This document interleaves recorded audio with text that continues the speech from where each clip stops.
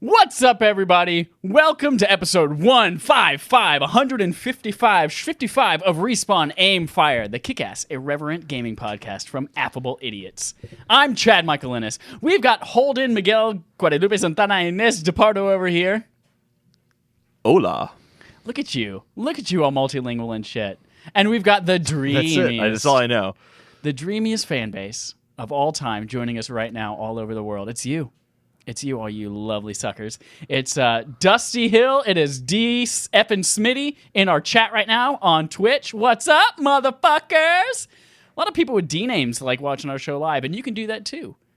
Because every Tuesday morning at 9 a.m. Eastern, you can put us in your ears in your favorite podcast service. Or you can put us in your eyes by searching for Respawn Aim Fire on YouTube. That's right, motherfucking ladies and gentlemen. We have gone into the third dimension with 2D video. And if you want to add the fourth dimension of time, you can be just like those beautiful D-named people right now watching us live, twitch.tv/affableidiots. What if my fingers were dicks? Shut up. And yeah, we do that every Sunday night at about 8 p.m. Eastern. It's 8:20 right now, so shut your mouth. Don't complain. Suck it up. Today's episode is brought to you by Affable Idiots, and we'll tell you all about that later. So kind to our audience. I have to apologize. I bought a desk chair for work, and it swivels. So I'm swiveling back and forth right now, and I'm going to try. Oh, I think I do that every week anyway. Do you? So you're just Are you a swiveler? Oh, I'm a swiveler. You got to keep the visual interesting. Absolutely. We don't change location at all, obviously, while we're recording this podcast. You just got to keep the visual interesting. Keep your head forward. Just move your shoulders basically back and forth is what it looks like. That's what it looks like when I keep my head forward. Just like this. Dallas says, Chad, you do not look like you've been in quarantine for 3 months. Thanks. I cut my own hair yesterday, so you're welcome. You cut your own hair. That's impressive. Yeah, and I've only been in quarantine for 2 months, thank you. So this is what eating out of vagina looks like. Let's move on. Game Court. Attorney-based strategy for determining game character guilt, where every week we put your favorite video game characters and villains on trial for the heinous crimes they've committed. Holden and I will argue for and against the defendant, and it's up to you to decide. I'm trying to get down the visual where I'm pointing as to whether it's in frame. Up to you to decide on Twitter in the following days the fate of said character. Last week, we argued for Mara from Dragon Warrior 4 and whether or not she was guilty of, I don't know, stealing some shit out of a basement treasure chest. The Dress of Radiance. Dress of Radiance. And turns out, y'all found her innocent for the first time. We have a game court character who is found innocent. 80-20 was found innocent. So, yeah. Just saying, I was on that side of the argument. So, I also wonder how much of it has to do with us both agreeing in the beginning that, man, everyone just wants to charge everyone with guilty. Like, they want everyone's heads to be taken off. And then that time, just everyone goes innocent. You think I brought that point up on accident? That's some meta shit. That's some meta lawyer shit right there. Oh, Dallas says you have a beautiful face, and he called you a handsome devil. You are a devil. I'm the angel. Thank you. Let's so. That's the thing. This week we are. The defendant is none other than Pac-Man. Pac-Person, he/him. That's Holden's joke, not mine. Let's take a look at the alleged crime. I'm going to load up our evidence right now. And here it is. Ooh. The crime right now, I didn't actually call it murder. What did I call it? You didn't call it anything. It's you just showed me a picture. Pac-Man eating a ghost. Torture. Well, that's what it was. It was like torture and like eating a ghost. I'm the prosecution. I do the charges. Okay, well, tell us the charges. Based on this evidence, which we can see, Pac-Man is about to devour a terrified-looking blue ghost. Here's my case. It's a very simple case. This is my opening statement. Okay. And it's not that long because it's very blatantly obvious what is going on here. Pac-Man broke into the home of Blinky, Pinky, Inky, and Clyde, stole their pellets go and by their nicknames, food. Not their character names. Proud of you. And when they tried to protect it, Pac-Man ate them. We are charging with breaking and entering and the murder of Pinky, although there is no evidence of Pinky, Inky, and Clyde being murdered by Pac-Man. They are missing. And we do have evidence of the murder of Blinky. Put 2 and 2 together, and we have a mass homicide right here. Those are my charges. Oh, I forgot I'm the judge, too. Thank you, prosecution. Dallas already says guilty, so... all rise. Thank you. Please be seated. And also with you. The defense, your statement, please. Hi. Yes, Your Honor. Thank you, sir. Thank you very much. You're looking quite handsome today. Stop it. See me after class. Objection. You can't flatter the judge like that. Sustained. All right. I take it back. What am I on? Am I on defense? I'm defending, right? Yes, I'm defending. Here's the Imagine case. this is a real court. Wait, judge, am I defending? Am I sitting at the right table? Should I be beside Pac-Man right now? Open and shut case, Your Honor. This is a case of self-defense. What you don't see before the evidence presented you here right now is the terror that was the bullying of these ghosts, chasing Pac-Man nonstop around the schoolyard, Pac-Man having to run for his life, eat pellets, starving for food, getting cherries anytime he can, and only when he was able to find something to defend himself, that super pellet, was he able to finally turn the tides of the battle, the fight, the bullying, the torture from these ghosts, and put them in their place. He did not murder these ghosts. Nay, he merely scared them back to their little hovel in the middle of the game board. And he taught them a lesson. Your Honor, we may not be able to speak for the whereabouts of those other remaining ghosts right now, but rest assured, Pac-Man had nothing to do with their disappearance. I rest my case. You're out of order! Defense, what do you have to say? I mean, prosecution, what do you have to say? I mean, this is nonsense. I mean, if you think about them, Pac-Man, trying to defend himself in Blinky, Pinky, Inky, and Clyde's home, this doesn't hold up. You can't have self-defense when you're invading someone else's home, taking their stuff, eating their food. The only ones acting in self-defense were poor Blinky, Pinky, Inky, and Clyde. And they don't even get to say their thoughts on this matter. First of all, I'm pretty sure you just named 2 of those as Teletubbies. No, I looked it up. Blinky, Pinky, Inky, Glad it does only Teletubbies, you're right. That doesn't change the fact that they were brutally murdered by Pac-Man, and I rest my case. Thank you. Defense, what are your closing statements? Bitch, he didn't say anything new. I'm done.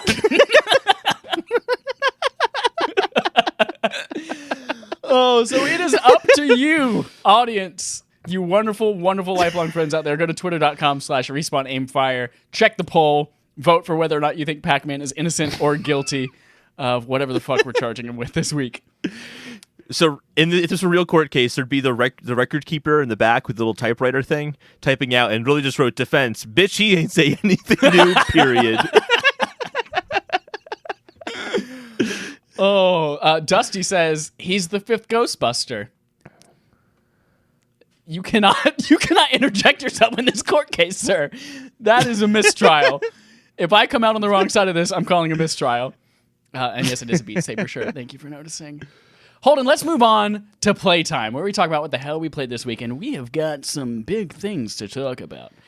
We do. Here's the thing. You and I both played the same 2 games all week. Do you want to talk about Animal Crossing first? We've done this. And my impressions on Animal Crossing, or do you want to talk about Resident Evil 3? I'm dying to know your impressions of Animal Crossing. I spent this past week going, does he like it? Does he not like it? I don't know. I can't tell. I want to know. I want what your thoughts are. Because this is to kind of let everyone know who didn't listen last week. Every year we get the opportunity to tell the other person, hey, this is a game you really have to play this year. And as we know, Chad's been such a huge fan of Animal Crossing in the past that I thought he might want to give the new one a chance. And he did. He played it. He played it all week. He joined us on game night, which we'll talk about that because Chad did the funniest thing that's ever happened in Animal Crossing ever. We'll get to that though. Yeah. Chad, so what are your impressions of traditionally, Animal Crossing? I've always found Animal Crossing. I've never played an Animal Crossing game before. I always found it to be boring and dumb, and you're just doing chores for a stupid raccoon. That was my opinion before I walked into Animal Crossing. All the hullabaloo about this though, and everyone I know getting it and playing together. Not gonna lie, I had some FOMO. Seeing you guys be like, show me your apples. I'm like, I just got my peach. You want it? I was like, damn it, that sounds so sexy, and I want in. So when you told me, hey, I've been thinking about making this your game, I was like, fine, fuck. Finally an excuse for me to get this game and not like, and not feel like I gave in. So let's talk about the game itself. I played for, like 9 or 10 days, something like that, because you told me a few days before we recorded the show. Yeah. So I played it for like 9 or 10 days. I paid off. Which is more than you had to, by the way. Yeah, you only had to do Holden one wanted me to do a so- week, like average about an hour a day. I'd say maybe about 16, 17 hours into this game. Ooh. And I played for quite a bit. I paid off my tent. Yeah. I paid off my first house upgrade. I've put some people in. I've planted 3 species of tree. I shot down a ton of balloons. I opened up the museum. I started my own competing museum outside. Just made a dinosaur butts. Anytime I found a tail fossil, I was like, ooh, I'm keeping this one. No way I'm donating that. And I just had this dinosaur butt museum outside. So here's what I have to say about the game. This game it's perfect. This game is every single thing about it is perfectly engineered to keep you going.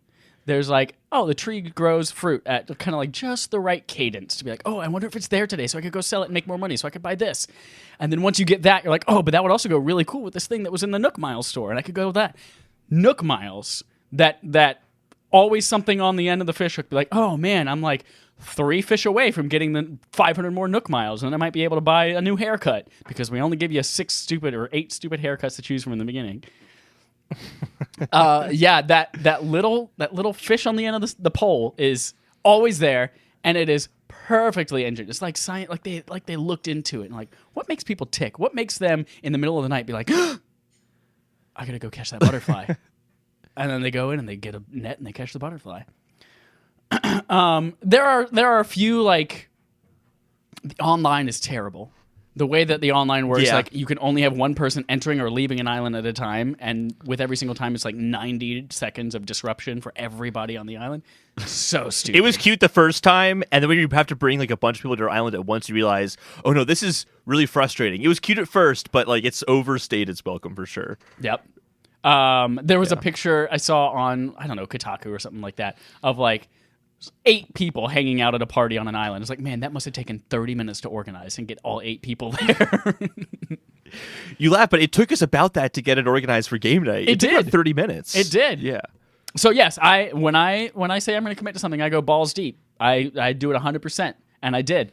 I even we did the Animal Crossing game night on Friday, and we got there. The game was, Holden had set up an elaborate little scheme where everyone goes and you bring a present, and you wrap it, and then everyone goes and hides it one at a time, and everyone has to look for it. You find it, and then at the end we do a Yankee swap with all the presents. It was a nice little Animal Crossing idea. What I didn't tell everyone is that while we were waiting for everyone to jump on, log in, fly I hadn't told anyone we were doing it, by the way. No one had known what my plan was yet.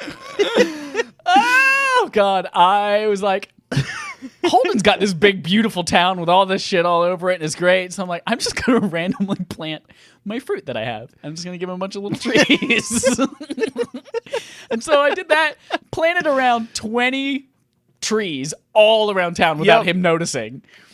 And then finally he was like, wait a minute, somebody planted a pear tree. Who was that? And then I couldn't hold in the laughter, and I was like, what are you talking about? And they all found out it was me. What they didn't know is that after I ran out of fruit, I was like, I'm just going to keep burying everything I have. I'm going to bury this ladder. I found a seashell on the ground. I'm going to bury that. I'm going to bury my axe and this net and this pole vault. I just buried everything I had in my inventory all over the island. And then it came time to play. And then Holden's like, all right, everyone, get your gift. And I was like, what if I don't know which hole what if I don't know where my gift is? And he's like, well, I buried it. It's like, we just go find it. It was like, what if I also buried everything else and I don't remember which hole is which? Also, we had to go through and collect everything because then it'd be confusing as which was a present that was left and what was like a shell that Chad had just randomly decided to bury in the middle of the beach. Oh, man. And then we left all the trees. Because you can see the little sprout coming up. Yeah. Then after game night ended, I'm like OCD about this. I gotta like clean up all the trees and shit before I go to bed, or before it was before I played Warzone with Matt. And I'm like, just give me like 5 minutes. I'm just gonna go around the town and dig up all the trees. It took me 30 minutes to find every single one of them because they're like behind buildings. We had to get the right angle to see it properly. They were everywhere. That was good. Oh man, but so yeah, I played it a lot. I participated, and at the end of the day, I didn't think anything I did in that entire game was worthwhile. I got 16, 17 hours into that game, and I picked it up this morning, and you guys were like, "I'm gonna go buy turnips and sell them for this much," and blah blah. And I was like, "Let me go check the turnip price." No, it's like 102. You know what? I don't care. I'll buy them at 102. And it's like, no, I'm not gonna fucking buy them because I'm just gonna buy money, and then my house is gonna get a little bit bigger. I'm going to work for some items, and I'm going to make my house look good. And I was like, but I don't even like any of the people on this island with me right now. I don't want anyone else here. I'm not even going to worry about making their shit look pretty. It was like, at the end of the day, I'm just like, literally this game, time goes by so quickly. The very first night I started playing it, I was like, all right, let me just get set up. And then 3 hours and blink of an eye. And I'm like, fuck, it's been 3 hours. I got to go to bed. I got to get up for work in the morning, whatever. I don't remember. But it is a time suck. And then I didn't feel proud of anything that I had done or that it was time well spent. So I'm done. I'm done with it. But I'm glad I experienced it. I have an appreciation for the gameplay mechanics and how perfectly it's like gambling without any stakes except for your time. You're just throwing your time at the dealer. Oh no, there is stakes with those turnips. If you lose money on those turnips, it's a big deal. You're right. Holden, I swear to God, you like jizzed over text message when you found out that turnips could sell for $500, and you're like, "Oh man, I make so many millions of money."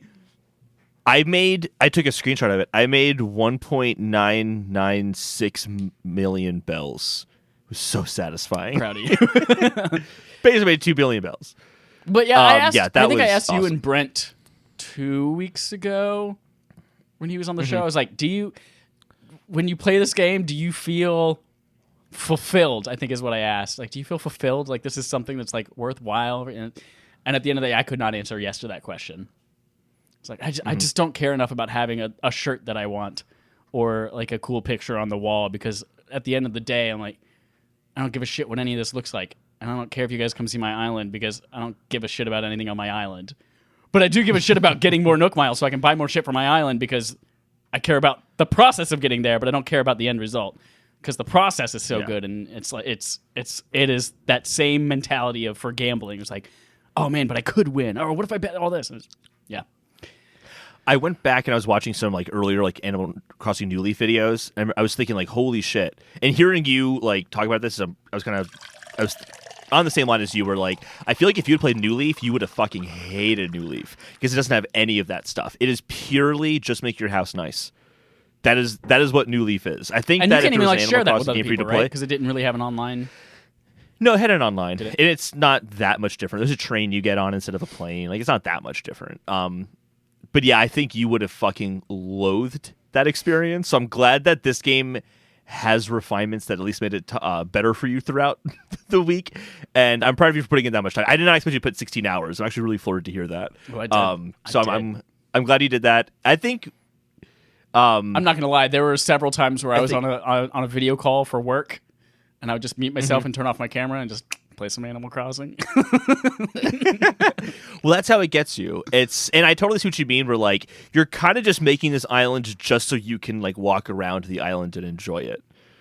That's like ultimately like what the end goal is. It's really a matter of like how much you like doing that or not. Yeah. So like this week, yesterday I finally got terraforming. And I finally got paths. And Turbo hasn't listened for a while, but like last E3 when they announced pathways, I literally named it in the notes Animal Crossing New Pathways because I was so excited. It was like a Freudian, like I slipped up. It did type of New Horizons. Like so excited about Pathways. Like now that I have it and I put my Pathways down, I'm just so overjoyed. And I just love walking around my town and hearing my little footsteps on stone instead of grass. I'm like, oh, this is amazing. This is so good. So yeah, I'm still a big fan. But yeah, I appreciate you putting in that much time. Yep. I'm very proud of you. I did it. You I did a did big boy job. You did a big boy job. Now I can't wait to find something to torture you with this year.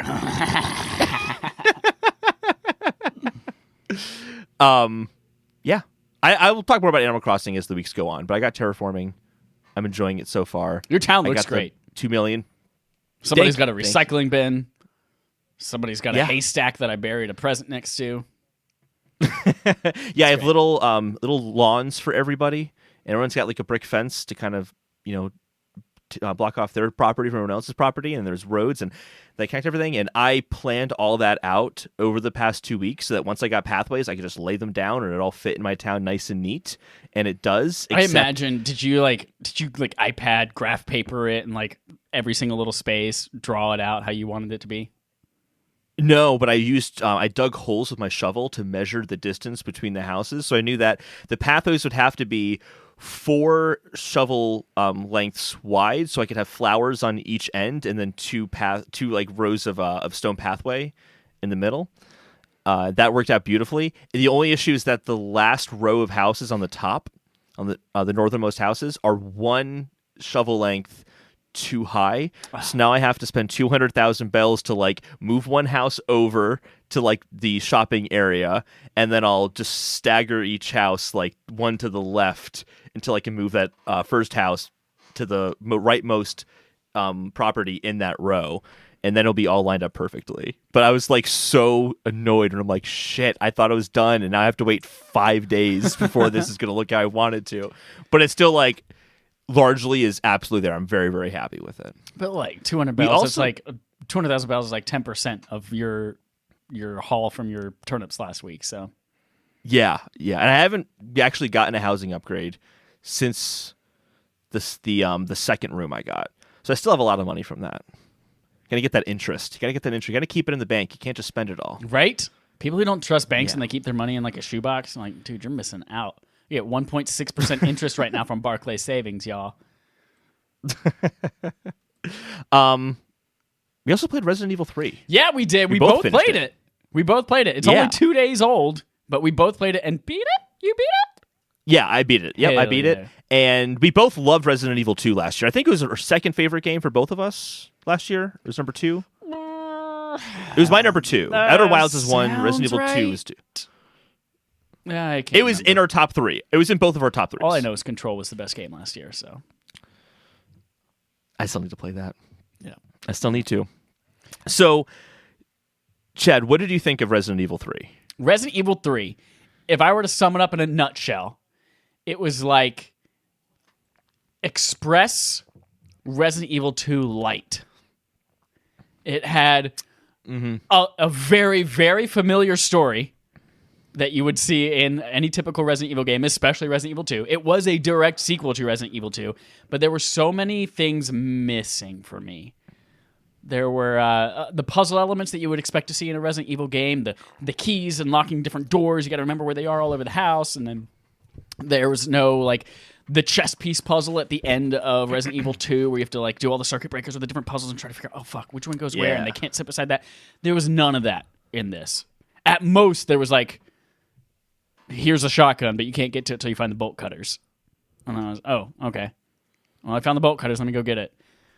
But you also go back to that location at some point in the game. So it's like hardly a puzzle. It's like, remember when you go back to the building, just take a right and you'll get that shotgun. It was like so not a puzzle. Yeah, but yeah, I agree. It's like that's the most puzzly it gets. And the second biggest disappointment for me about this was that I didn't find it scary at all. Like there were a couple times where I was like, there were a couple jump scares. I was like, oh shit. But I was never... I expected to be really terrified of Nemesis because they built up Nemesis as like, oh yeah, it's Mr. X, but we've totally reworked the AI and now he can jump and he has a flamethrower and all this kind of shit. And I was just like, every scene with Nemesis, because he's not in the whole game. It's not like Mr. X where like you unlock it at a certain point, Mr. X could show up anywhere and stalk you down, whatever you're doing. Nemesis was very much in only scripted portions of the game. And right off the bat, he was a lot more scary because he seemed to be more mobile. But once he like, hey, I'm carrying a rocket launcher. I'm just going to like, I'll stand over here 300 feet away and just like point a laser at you so you know exactly when to dodge. I was like, I don't know. And then the more and more you got through the game, like the more boss fights that you fight, it's like, I don't know. It didn't do it for me. I was never scared. It was more of just like, how many can I pump enough shotgun shells into this guy before my health runs out? Yep. Whereas there are some genuinely terrifying parts of Resident Evil 2 that is like, this is the scariest thing I've ever played in my life outside of Resident Evil 7 in VR. I 100% agree with everything you just said. Absolute agreements with you there. I want to talk about Nemesis. I think it's impossible to compare this game to Resident Evil 2. It's impossible. I don't think I can talk about this game without comparing the two. And I think Nemesis is the big example there, where it's like, when I'm playing Resident Evil 2, I'm listening for those footsteps. Is he coming? Is he around the corner somewhere? Yep. If I go down this hall, like, if he comes that way and the liquor's in there too, like, what the fuck's going to happen? Like, there are moments where I'm thinking ahead as to what I might come across because there's this uncertainty, whereas you nailed it with Nemesis. They're all scripted. Every single time he shows up is a scripted moment. So in things like he, launches his, like, noodly thing at you and pulls you in, I'm, like, not scared by it because I'm like, yeah, and then he's going to have a scripted few seconds where I'm able to get up and he does no damage to me, and all that happened is I lost 15 feet of progress. Like, it's just, he's kind of more of a nuisance in the game than he was this terrifying threat. And I think a good example of that is just the hospital, where I'm like, oh, when's Nemesis going to show up? And he never does. He's never in the hospital. The hospital, I think, was the scariest part of the game. I think so, too. That was the only part where I was actually like, ooh, like, I'm on edge. But a big part of that was I'm on edge because Nemesis hasn't shown up in a while, and this would be like a good area for him to be kind of stalking you around in. But it never happened. And when I look back at the moments that I really liked in the game, they were the heavily scripted, intense action sequences. Like when you are defending the lobby in the hospital and you just have these zombies coming in everywhere. That was really intense, but it wasn't scary. Yeah. It just was intense. And it's a very, very intense game, but it misses that subtlety that Resident Evil 2 had. And I feel like I'm glad that they were separate experiences, because there were rumors that they were supposed to be a bundled together package. Right. And I'm really glad that didn't happen, because I feel like what would have happened then is, oh, you have this great, brilliant first half of the Resident Evil 2, and then you have this disappointing second part. Yep. In comparison to. And I think Resident Evil 3 stands better on its own. I don't regret playing it. I still had fun playing it, but it wasn't Resident Evil 2. It just wasn't. Yeah. It's hard not to compare the two, just because they came out a year apart. Everyone was so excited. As you mentioned, they were like supposed to come out together, apparently. I think the other thing that made it not scary for me, or that I didn't feel the survival horror aspects that you normally get from an old school Resident Evil game. Not so much 5 and 6, but I felt like every single scenario, like when you get to the sewers for the first time and you're fighting this new monster, they told me exactly how to beat it. They gave me the exact right weapon to beat it. I knew, and they told me, hey, this is the ammo for that weapon to beat it. And they gave me enough of it. So I felt like every single encounter that I was in, I had enough ammo. I always had more than enough healing items for everything I ever needed. And so I never got to that point where I'm like, fuck, there are 8 zombies between me and my goal. I have 12 bullets. How am I going to make this happen? That you normally get from something like Resident Evil. Like, fuck, I need to shoot that guy in the leg, dodge around them. Yeah. There were no terrifying moments with like the lickers. Part of like what was scary about Resident Evil 2 is that most of the licker encounters, if you were just quiet and you moved slowly, you could get around them. You didn't have to fight them. But this one, it was always like, no, you're fucked. You got to fight this licker right now. And there was none of that sneaky like, oh, I hope he doesn't hear me. It was always just like, cool, I guess I got to sink 80 bullets out of my assault rifle into this thing right now. I think a moment that's really telling on that is when you're Carlos and you go back to the police station. And I'm like, oh, cool, I'm back here again, getting those Resident Evil 2 vibes. Oh, but I have an assault rifle with 200 bullets in it, and zombies are going down pretty fast. There's one point where you blow a hole in the bathroom, and it's kind of this like, oh, that's how the hole got there. Like, I don't really care. And then it was strange that there was like 30 zombies in the next room, where I'm like, but that wasn't the case in Resident Evil 2, which presumably takes place after this. Is it because Carlos mowed them all down, I guess? Like, it was just a very strange moment, and it just felt so action-oriented in an environment that I was used to being more subtle. It just Yeah. that was a moment where it hit me that difference. Yeah. And just like you said, like having 200 bullets. That same moment is also where it stands out as like this is not survival horror, because in the police station, as you're walking down the same hallways now, you're like, fuck, in Resident Evil 2, I would be picking up boards and trying to board up these windows to make sure nothing gets in them. Whereas this is, and I know I only have like 6 boards, that's right. but there are 10 windows to cover, and I got to think about which ones am I going to do. Whereas this, you're just like, oh, I'm just going to walk through and shoot some shit. Yeah.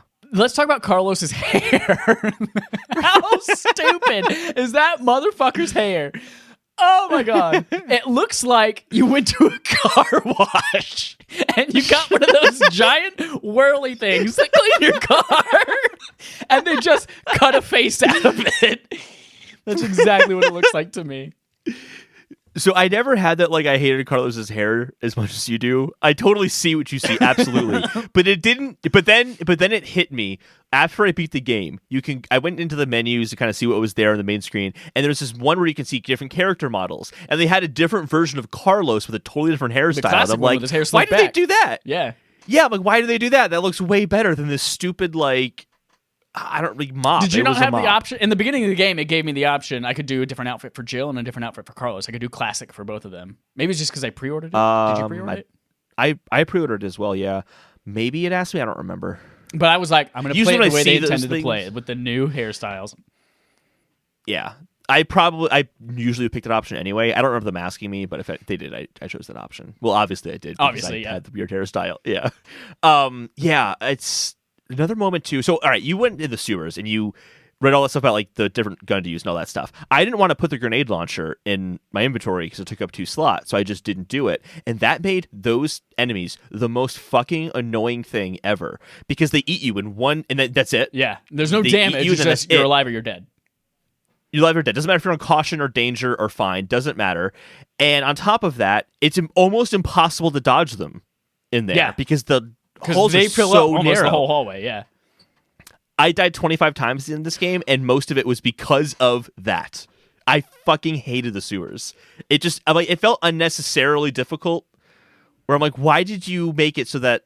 Because, like, again, going back to Resident Evil 2, they introduced a really crazy new monster in the sewers as well, but it like poisoned you, and then you had this concern about your health, like going forward. And that was kind of scary. Like, oh shit, I just got poisoned. I need to fucking find blue herb really fast. Blue herb isn't even a thing in this game. In this game, the monster just fucking eats you, and that's it. And I'm like, that's so stupid. I hated that. Maybe it would have been better if I decided to be better with my inventory and keep the 2 slots filled up with the grenade launcher. But I'm like, I never used the grenade launcher in the last game because it took up too many slots, and I got to conserve my inventory. I think I also missed a hip pack early on in the game, which is a big reason for that. I didn't get all of them by the those end. hip packs are clutch. Being able to carry more shit. Yeah. Yeah. So yeah, I couldn't stay in the sewers. But it was a really small location. I was actually really disappointed by the sewers because of how easy it was. Like, I was like, man, I spent maybe 10 minutes in the sewers. Because those things, literally, they open their mouth, 1 flame round from the grenade launcher, they're dead. Really? So I was just walking around, that thing showed up, boom, dead. Go to the next one. Oh, that one showed up, boom, dead. I was like... And I was so bored by the sewers because that's basically all the sewers was like 6 of those monsters. Here's the thing, though, because I didn't use any of those flame rounds, and by the end of the game I had a ton of them. Man, that final boss battle was so easy. I had my inventory stocked up with the grenade launcher, 6 flame rounds, 6 mine rounds, 6 explosive rounds, and then I had the lightning hawk with like the better barrel for I guess more. Yep. And oh man, I just swept Nemesis up. That was so easy. Like, I hope you make it out. Like, Nikolai's like, good luck fighting the Nemesis. I'm like, yeah, dude, it's going to be totally fine. Yep. Not worried in the slightest. The only hard thing about that fight was that there was other 2 zombies that I wasn't really paying attention to because I was more focused on Nemesis, and eventually they come and bite me, but it didn't really matter anyway. Oh, dude, just run around, 1 shotgun blast to the head. Boom. Back to Nemesis. Yeah, second time I did the boss battle, I ended up just bringing my shotgun for that reason. Yep. Yeah. I think what's hard about it, obviously, comparing it to Resident Evil 2 is difficult for this game coming out. But it's also, I don't remember... Again, I didn't play Resident Evil 3. I had the revelation a few weeks ago that I played Umbrella Chronicles, which is the on-rails light gun shooter that just brings you through all the games. So I had an idea of what happened in this game.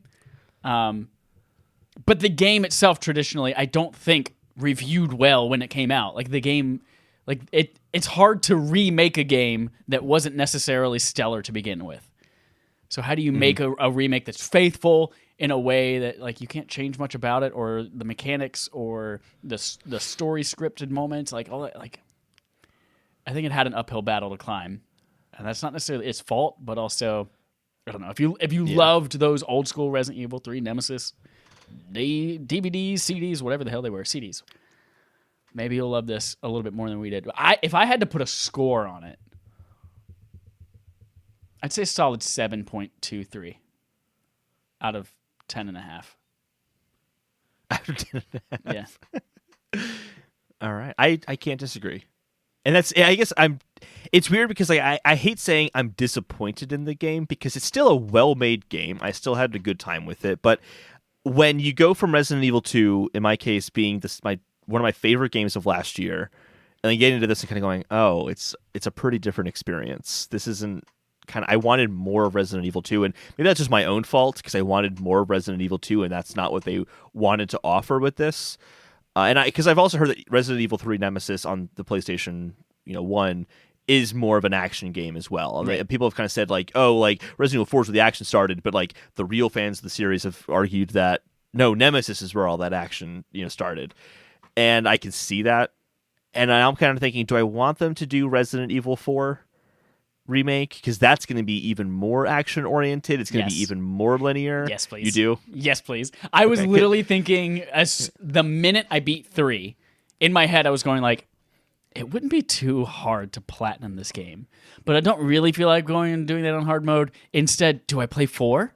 I have it in HD on PS4, but what if they remake it? Should I wait for them to remake it? Because I really want to play it. And I was like, oh, but what if I go back and play 7 in VR? So I'm on a kick right now, and I really want 4 or 5 or 6. I want to play 5 and 6. I've never played 6. I played 5 a long time ago, but I would love to play it like co-op with you. God. Oh yeah, we should do that. So I want them to remake 4 Twitch for sure. streaming games. That would be a good game to stream together. Yeah. Is Resident Evil 5? So I only beat half of Resident Evil 4. I got to like one part where there were 2 Why has that not been a barf game? It's on Switch. I wouldn't mind playing on Switch. Oh, but now I'm kind of. I'm pretty sure they're going to remake it. I'd rather wait for that at this point and kind of wait a few years and see what's going to happen. And then if it doesn't happen, I'll buy it on Switch and I'll play it there. But what was I saying? Oh, so I got to the point like halfway in the game where there's 2 trolls in one room. What are they called? They're called Gigantes, El Gigantes.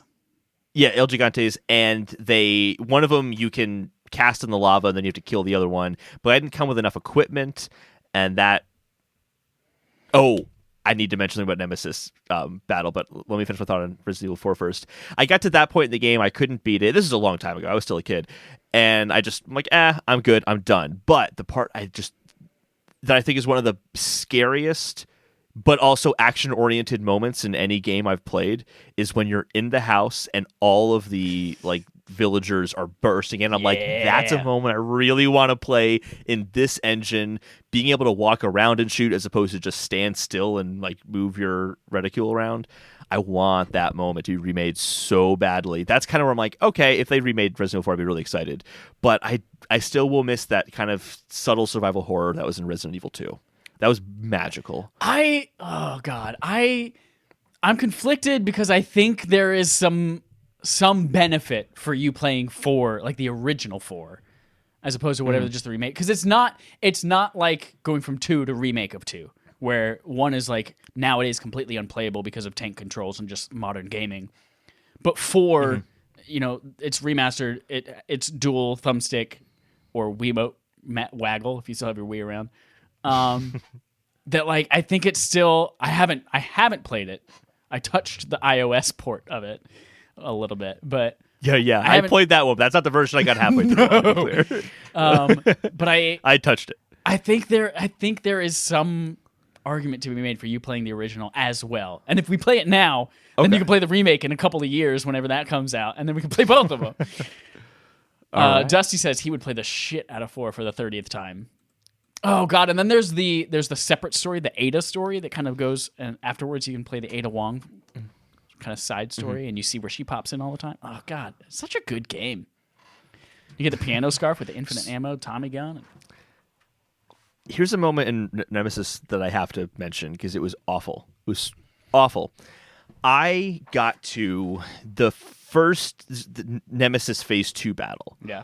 Where he's not wearing a suit anymore. You're in that like big courtyard across the bridge. And I got there with my survival horror instincts, with my pistol and my shotgun. And I didn't have any mines. And having your mine rounds is very important in that battle because it's how you knock him down when he's running around. But guess what happens when you die? No matter how many times you die, you just start off at the boss battle again. You don't get to go back to your inventory and recollect again. So I'm like, fuck. Because I ended up like looking it up because I died a bunch of times there as well. I'm like, all right, let me just look up how to do this because I'm clearly doing something wrong. And then I'm like, oh, the mine rounds. I don't have those. I had to restart from the last manual save that I made, play through all the Carlo stuff, going to the police station again, and then manage my inventory to get the mine rounds. And I'm like, that's bullshit. Before a boss battle in a game like this, they should absolutely let you change your inventory out. That annoyed the living piss out of me. You know what's funny? I had no idea you were supposed to shoot mine rounds to keep him from running. I mean, I had the mine rounds, but I was just shooting him on the ground while he was like as part of the regular battle, or shooting them on him. I just let him run in a circle until he stopped running, and then I just started shooting him again. I had no idea you were supposed to do that. But I did have my grenade launcher.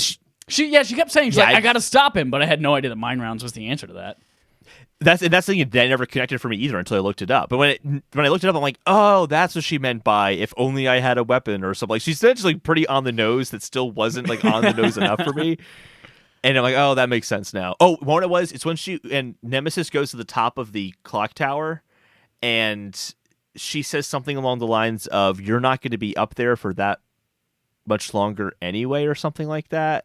And I'm like, oh, that line makes a lot more sense when you have mine rounds and you could actually knock him down from there. But I'm like pistol shooting him going, nothing's fucking happening. Like, he's not falling. He wouldn't have fallen anyway. He's like basically immune to my pistol.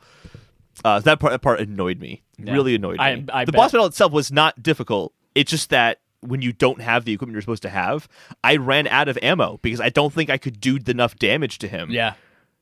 To even kill him with my shotgun and my pistol. That was the thing, is that I pretty much always carried a pistol, a shotgun, and a grenade launcher at all times. And then I had shotgun ammo, I had grenade ammo, and oftentimes I would just leave pistol. I would just have whatever's in my gun and then like pick it up throughout the world. So I feel like I was just so always much ammo prepared. everywhere. So much ammo. I was always prepared for any fight because I always had every weapon with me, basically.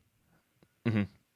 Yeah, that's my fault then, because I spent the entire game going, here are the survival horror parts. I need to think about conserving my inventory. And it's like, that's just not a thing in this game. Yeah. It's just not. In Resident Evil 3, the original, you didn't have the hip pouches, so that 100% would have been a thing, and I would have not been able to play that. For sure. For show. All right. That's a review of Resident Evil 3. I feel like that's the first like actual full-fledged review we've been able to do of a relevant game, and I'm proud of us. And you know what? Yeah. We did the whole thing with a Pac-Man ghost on the screen. Let's transition out of that. Oh, man. In fact, I'm just going to transition back out of studio mode so we can make sure we don't do that in the future. Here we go. Let's move on to our quest log with our fetch quests. These are the quests that are like little tiny snippets that are worth mentioning that are there. Might have a little thing to say, but not all that to talk about. Starting with The Outer Worlds for Switch gets new release date, arrives in June, says Logan Moore at Dual Shockers. This releases June 5th. This was your game of the year last year, Holden. No, Outer Wilds was. Fuck me. I'll never get it right. I'll never get it right. Here's the thing. It was my Outer Wilds was the game of my year last year. I still get it confused. It happens to everyone. I do want to play Outer Worlds. I'm tempted to play it on Switch, though. Outer Worlds is the Fallout-esque one. Yes. Okay. Well, that's coming to Switch. That's right. Outer Wilds, I don't think is coming to Switch. Or it's already on Switch? I don't fucking know. I don't think it could run on Switch. I don't think so. That's what I was thinking, too. And when I saw that, I was like, oh, all right. UK charts. Animal Crossing New Horizons sales fall by 81% in disappointing week for Nintendo, says Ryan Craddock at Nintendo Life. Other titles like Call of Duty Modern Warfare and FIFA 2020 had boosts in their sales, despite Animal Crossing's tanking.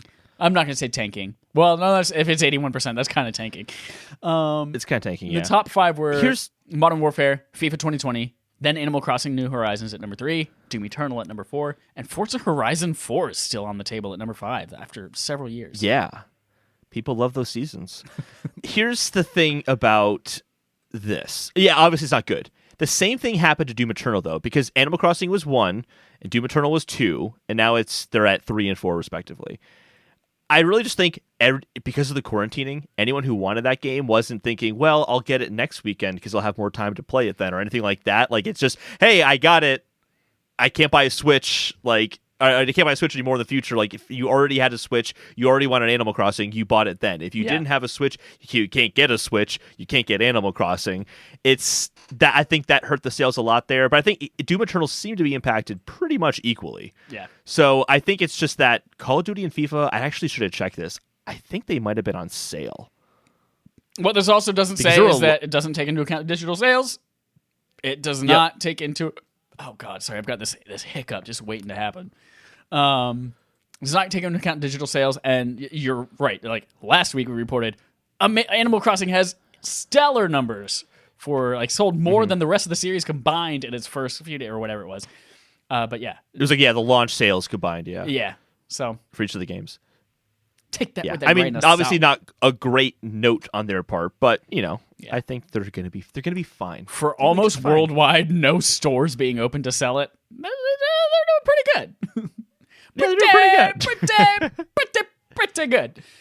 There's a superb new Room game if you've got VR, says Stephen Totilo at Kotaku. And no, we're not talking about Room with Brie Larson or The Room with what's his face. Tommy Wiseau. That one. We are talking about Room, those iOS puzzle games that have been really cool that you can now do in VR. So the Room VR, A Dark Matter, is out now. If I didn't fucking hate puzzles, I would do it. Sony announces new release date for Uncharted film, says Nick Biazzo at GameRanks. Due to the filming delays for Everything in the World, this is now coming out October 8th, 2021. The new release date was supposed to be in March next year. But now it's October. Yeah. Do you hear what Nolan North said? I used to know North and Troy Baker were on a live stream together, and Nolan North basically just said, he doesn't have a lot of confidence that Mark Wahlberg is the right person to play Sully. It was a pretty blatant thing to say. And then on top of it, both of them agreed that they're more excited for the Last of Us TV show than the Uncharted movie. My God, I forgot the Last of Us TV show was a thing. Yes. Yeah. Oh, I totally forgot that was happening, Holden. Oh, my nipples just got so hard. Oh, yeah. We don't know how coronavirus is going to impact that. They might say, that's too close to home right now. We're not going to release it. Oh, we'll get to that later. Who knows? The definitive edition of Xenoblade Chronicles won't include any extras from the 3DS port, says Liam Doolin at Nintendo Life. The 3DS version apparently had some Street Pass integration, which obviously Street Pass does not exist on Switch. Nope. And what's more shocking to me is that it doesn't include Amiibo support. That's the one that surprised me. This is a first-party title, if I'm not wrong, right? Xenoblade is Nintendo. Yeah.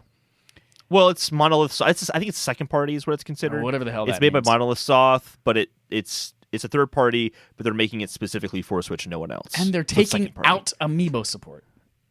Yep. Doesn't make any sense. Damn. Going the way of the Kinect. Yeah. I hope they still keep making Amiibos because I like to collect them. But you can keep the Shulk one. I don't give a fuck about Shulk. It was a GameStop exclusive anyway. Here's April 2020's Xbox Live Games with Gold, says Ronnie McLeod at Kotaku. Project Cars, which was actually a pretty fun game. Knights of Pen and Paper bundle. Fable Anniversary, which if you are a patron at patreon.com/respawn-aimfire, you know that's been on my barf list for a little bit. And Toy Box Turbos, whatever the fuck that is. For comparison. I like the name. Yeah, go on. I was gonna say, I like the name Knights of Pen and Paper. Because it's nice and pen and paper, but when you put bundle at the end of it, it has a whole new meaning. Is it a bundle of different games or is it a bundle of paper? We'll never know because I'm not going to play the game. Is it a bundle of Knights of Pen and Knights of Paper? And they're bundled together as Knights of Pen and Paper. Oh. Whoa. Mind blown. It's a twofer. Yeah. It's a twofer, maybe. Harvard and Black. Or it's a lot of paper. By comparison, the PS Plus games. We talked about this last week, but just as a reminder, for April 2020, you can get Uncharted 4 and Dirt Rally 2.0 from Michael Ruiz. Last week it was a leak by PlayStation Access accidentally. That's now right. it's official. That's now right. it's official. It is official. A fish. Can you do a fish face? The fish mouth? Holden. I've always been able to do the mouth, but I've never been able to make my lips go up and down until right now. Oh my God. Call of Duty Modern Warfare 2 campaign remastered is out on PS4, says Chandler Wood at PlayStation Lifestyle. The shit got shadow dropped. It was like leaked the day before it was going to come out. And then, hey, it's fucking out on the store if you want it on PS4. It's available for $20. It's also $20. Yeah. Yeah. It does not include the multiplayer. It's cheap. Which is of note because people fucking love Call of Duty for the multiplayer. But yeah, if you want to replay the campaign again, a lot of the multiplayer apparently has been remastered in other games, including Modern Warfare that's out right now. So you can play those updated levels in other Call of Duties right now. It is a timed exclusive for PS4, no date for other platforms yet.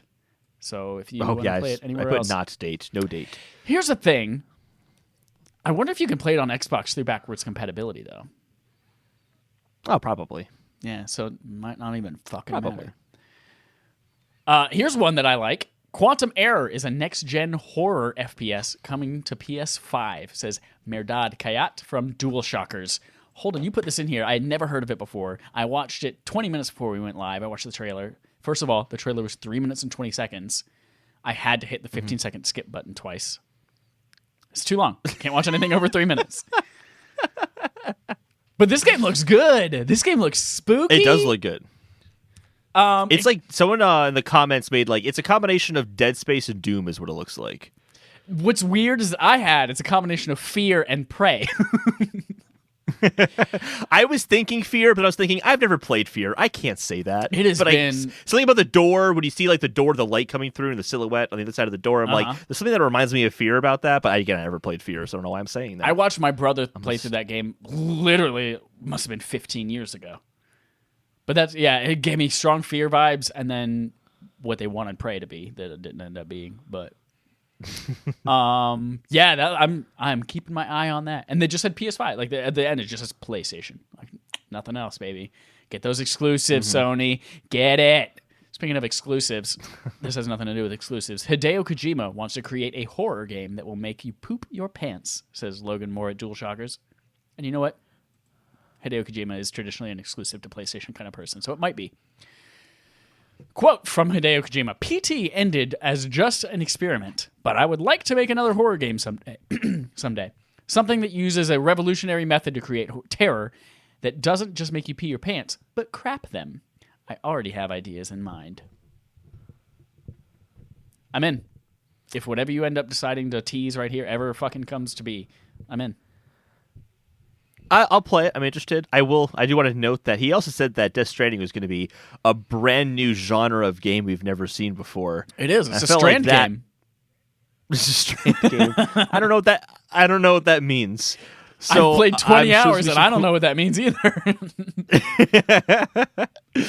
So I'm excited for it, but the whole revolutionary method, I mean this in the most endearing way possible. I think Kojima's a little full of himself sometimes and a little into himself. But again, he's kind of earned that reputation with the Metal Gear Solid franchise and the advancements they made there to stealth. But yeah, I'm going to take what he says with a grain of salt, just because Death Stranding didn't hit me. That whoa, new genre that salt. I kind of feel like it was salt. Yeah. Anyway, Angelina Jolie. Take that with a grain of Angelina. Coronavirus update. So here's a list of stories that are coronavirus related in our gaming industry. We have a couple of things and then a couple of this is good shit. First off, GameStop in Massachusetts closed after receiving a nuisance order, says Armina Khan at PlayStation Lifestyle. They remained open nationwide for the curbside pickup service, and then finally, in Massachusetts at least, they were forced to close and even cut off the pickup service. So it is officially called a nuisance order, which I just love that is legally applied to GameStop. That sounds like a Massachusetts thing. Actually, it sounds more like a Connecticut thing. You're big a nuisance. Capcom also confirms that an employee has contracted coronavirus, says Alex Calvin at PC Games Insider.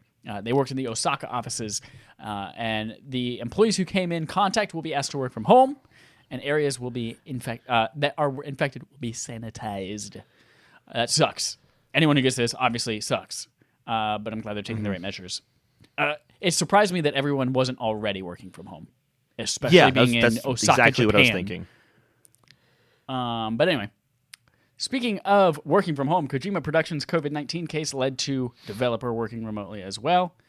And probably related to this as well, Wastelanders update for Fallout 76 has been delayed again. Bethesda announced this as Brandon Reeves at PlayStation Lifestyle. But this time the delay is only 1 week. So instead of launching on April 7th, which is right now 2 days away, the day this comes out, it will launch the following week on the 14th. Some good things that happened, though, because of coronavirus. Twitch viewership has been up for 23% in March, says Kaylee Parleton at PC Games Insider. Obviously, everyone's at home, and they can watch stuff. I've seen all over the place like a bunch of podcasters being like, oh, my God, our viewership is up so much. Or, oh, my God, people are watching this when they weren't usually. They were listening to it. And people are like, yeah, I'm at home now. I can watch shit without my boss over my shoulder saying, what are you watching porn on Twitch for? Like, listen, they can't even show nipples, boy nipples. What if you... Nope, let's keep going. Rockstar donating in-game revenue to COVID-19 relief, says Matthew Keto at Game Informer. Rockstar, famously of GTA Online and Red Dead Online, are going to donate 5% of their in-game transactions to relief, which is not an inconsiderate... Not inconsiderate, God damn it. Not an... What's the word I'm looking for? Insignificant. It's a good amount of money. Yeah, it's not an insignificant amount of money. 5% sounds like, oh my God, 5%, but like it's fucking Rockstar. And there's a reason why GTA 5 is at the top of the sales charts all the fucking time. A couple other things that are good monetarily wise for COVID relief. $100 million Sony Global Relief Fund for COVID-19 has been announced, and it's designed to help medical professionals and employees in game development. And then finally, Humble Bundle is fighting Corona with a bundle of 45 games for $30, and a lot of them are pretty great. Holden, you've put some bold and underline on a few of these italicized games. You want to shout out any good ones? Yeah, I just kind of put the bold italicized on the games that I thought were the most notable on the list. Not mostly because I just don't know the other games, but yeah, Brothers: A Tale of Two Sons, Brutal Legend, Darksiders War Mastered Edition, Darksiders 2, Definitive Edition. Definitive. It's kind of hard to say. There should be an F in there. Hollow Knight. Definitive. Oh, I copy and pasted it, so that's their fault. Yeah, fucking humble. Hollow Knight, Into the Breach, Super Hot, Undertale, The Witness, and World of Goo. That's just a handful of them. There's actually like at least 3 times more games than that. I'm gonna point out 2 more. One, Fahrenheit Indigo Prophecy Remastered. That's the precursor to Heavy Rain. That's a David Cage joint. Oh, I do know that game. Okay, yeah. And then Piku Niku. Isn't that the $1 game that you guys were all buying the other day? Have any of you played it? Is it any good? Yeah, I have. I have it. I haven't played it yet though. Dallas, you still in the chat? You played Piku Niku. That $1 game you all freaked out about. Said, this would be great. Oh, tell me how that fucking is, you assholes. Oh, it's Psychonauts. Psychonauts is also on there. I'm just kidding. Piku Niku looked great for that's your type of game. Yeah, Psychonauts. It's on there. Awesome. Let's move on to the Microsoft Quest log. We've got some news on here, y'all. First of all, Wasteland 3 delayed due to logistical challenges of the coronavirus pandemic, says Matthew Olson. Logical challenges. They just were so confused. They didn't know what they were doing. They were like, if, and, then? I don't know.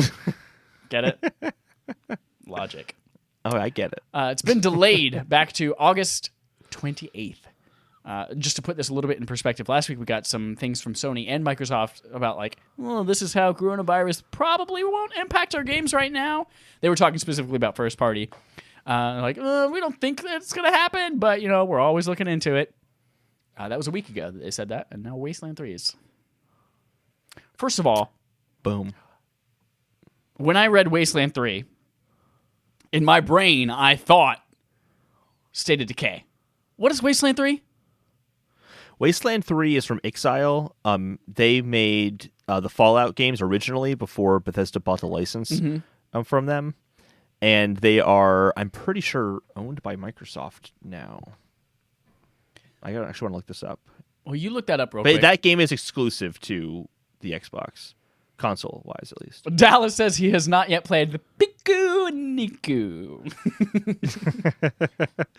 Yeah, so it's a subsidiary of Xbox Game Studios based in Newport Beach, California, and New Orleans, Louisiana. So so last week, Microsoft is like, none of our games that are under our brands are going to be delayed. Like, it's all looking really good. And then this week, like, hey, but never mind.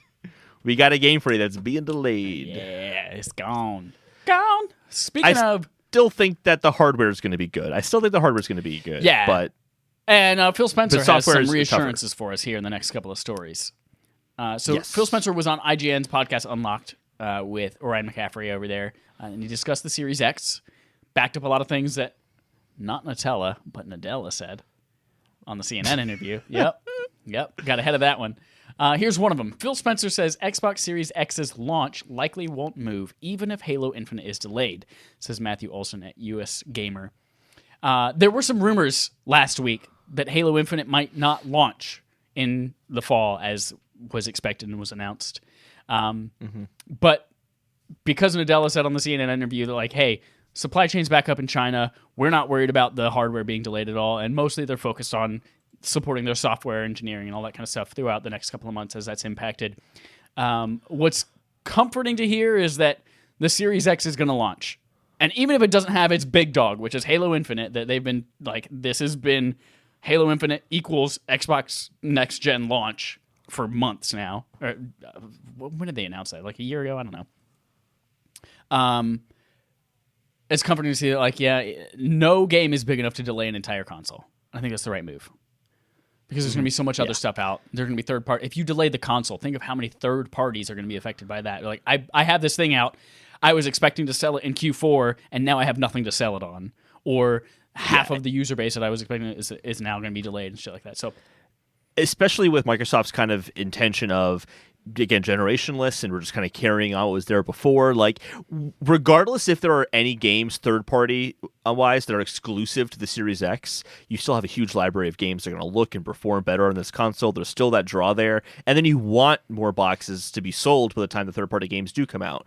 So, like, it would benefit Halo Infinite if there were, many more Xbox Series X's out there by the time it comes out, so they can sell many more copies of it, like on that new console. It makes sense for them.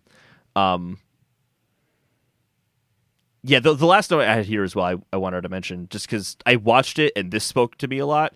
Phil Spencer's also just said during the interview that after seeing Cerny's PlayStation 5 presentation, he felt very confident in the decisions that his team had made. And usually, he's pretty humble, and that was maybe the least humble thing I've heard him say. Because usually he's just like, hey, we're all team players. We're all like, this is all great. All consoles are all... And he was just like, yeah, we were really happy with what we saw. And I'm like, oh, that doesn't look good for Sony if like he's feeling really confident. I like that's juxtaposed with, like, 2 months ago, him saying, oh, Sony's not a competitor. We don't even view them as a competitor to us. But now he's like, oh, when we watch their shit and thank God we got our shit together. So they do care. It was a really... that whole Amazon Google thing was really strange. Obviously, Sony is their primary competitor in the Xbox space. Did you watch the whole interview by chance? I did not. Downloaded in my podcast app to listen to, but it's a really good listen. There was a lot of really interesting things discussed. Most of it's been reiterated in articles. So if you've seen articles about this, you've pretty much seen it all. I think this and the next story we're talking about are kind of like the most important takeaways from it. But man, they seem really confident about the Xbox Series X. And one of the cool things, this isn't related to the next thing at all. This is separate from that. I forgot to include it in here. Actually, mostly because there wasn't even a story about it. Is that they started working on this in 2016. So around like the time that they were starting to talk about the Xbox One X. A year before then is when they started to really work on this console. And they're actually talking about how they actually, knowing that backwards compatibility is going to be really important, they built the framework of the Xbox One X with the Series X in mind, knowing that they were going to go there eventually. That was really interesting to hear. And then Ryan McCaffrey just straight up asked, like, I'm going to put it bluntly, but he he handled it very professionally. This is the blunt way of putting it. Why did the Xbox One OG look so ugly, but then the Xbox One S and the One X look so damn good? Like, what happened there? And Phil's like, I don't like this idea that it was because I came into leadership and like I changed the team. Like, it's the same team, the same amazing engineers. He's like, we just gave them more time. When you give them more time, it's amazing what they can do. And that was a really kind of cool thing to hear. They seem to really be supporting their team and listening to their team. And so far with the Xbox One S, hardware-wise, it's good. I have some serious problems with the software, which I haven't talked about in the podcast before. But it's a good console. The Xbox One X is a good console. And Series X obviously seems like it's going to be a very powerful machine as well. So that was kind of cool to hear and see the fruits of that philosophy. Yeah. Can I tell you? Anyway, sorry. I was surprised. Yeah. Weeks ago when we were talking about like the Sony event, and then we were like, oh, but also there's like some videos you can watch of like the teardown of the Xbox One X or Series X. God damn, I'm gonna switch those up for the rest of my life. The guy who's like the 20-minute YouTube teardown of the Series X. It's Austin bigger Evans, than it looks in pictures. Like he's carrying around his hands is like. It's big. It's a big console, and you see it in the pictures, and you're like, that kind of looks like. It looks like my router, which is one of those Linksys mesh routers. I'm like, yeah, it looks like maybe a little stand on my desk or something. Like, no, that thing is significant. Yeah. But it's going to rock. I bet the PS5 is going to be small, and that's why it's not as powerful, because they wanted it to be the small little box. That was one of the things when the PS4 came out. It's like, ooh, PS4 is smaller and more powerful, and people really seem to like that it was smaller. Obviously, this is speculation because we haven't seen the PS5 design, but like if it is smaller, I wonder how much they prioritize that and how much that's going to hurt them with performance. That was also one of the things when the PS4 came out, people were like, not only is it more powerful and smaller, but like they were able to do all that and put the power supply inside. Whereas the original OG Xbox One, they're like, that thing is huge, it's hunky, and you had to have the external power supply on it. It's like, and then the One S, the power supply was like bigger. 50%. It's like my two fists here is like half the size of that power supply. The thing was huge. Yep. We do have that one last story. You want to go ahead and talk about it real quick? Yeah, so Xbox Series X price will remain agile as launch date approaches. Logan Moore at DualShocker. This is also from that Unlocked interview. The pricing, he says, has been considered from the beginning of development. They've always kind of had like a target in mind. Obviously, things will kind of shift around over time, but like they've had a kind of a goal in mind. And Spencer says he feels good about pricing going forward into the next generation. I know a lot of, and this is me at this point, just my opinion. I know a lot of people are thinking that the Series X is going to come out more expensive than the PS5. I think it's either going to be even, and the more I think about it, I actually think there's a chance the Series X could be a little cheaper. I was just going to ask you, do you think they still have the cheaper console lined up? Like releasing two versions of it? I've been going back and forth. I feel like they would have talked about it by now, considering how open they've been. Unless it's like an E3 thing where it's like, oh, guys, and by the way, here's this version of the box as well. But they still kind of view the Series X as like their main next-gen push because that will be closer in parity to a PS5, or at least they were expecting it to be. Yeah. I don't know, but I actually had doubts to the point where when we were talking about the PS5 versus Series X specs, I was just going to say and make a prediction that they weren't going to do it. But then, listening to this interview, Ryan McCaffrey kept asking, like, hey, you've talked so much about Series X already. Like, what do you still have to talk about? Is it just more hardware revelations? You want to talk about games at a certain point? And all Phil Spencer said was, there's more to the narrative. And he reiterated that a few times as if, like, he had practiced it I don't mean it's in a derogatory way, but, like, he knew he was going to be asked this and practiced in the mirror to be like, if he asked about this, don't say Series S, don't mention it. Yeah. Like, you just say there's more to the narrative. So, like, I don't know. I'm actually kind of caught. I think that eventually there will be a second box. Eventually. Yeah, for sure. But is that this year? Is that next year? I really don't know. And I actually have doubts that maybe we just get a Series X this year. Maybe. I'm wondering how much success the mid-generation consoles, how successful they were. Like the One X and the PS4 Pro. Like we never see numbers breakdowns for those specifically. It's always just like PS4 sold this many, Xbox One sold this many. I wonder if they're seeing success in splitting the console like that. The One S and the One X route, the PS4 and the PS4 Pro route, and whether that's something they'll consider doing again. Yeah, and I think Sony's the bigger wild card there. But I don't really know what they're going to do because this is their new generation. They might have a different philosophy this generation. There's new leadership there. But Phil Spencer's always talked about the family of Xbox consoles. That seemed like a family of systems.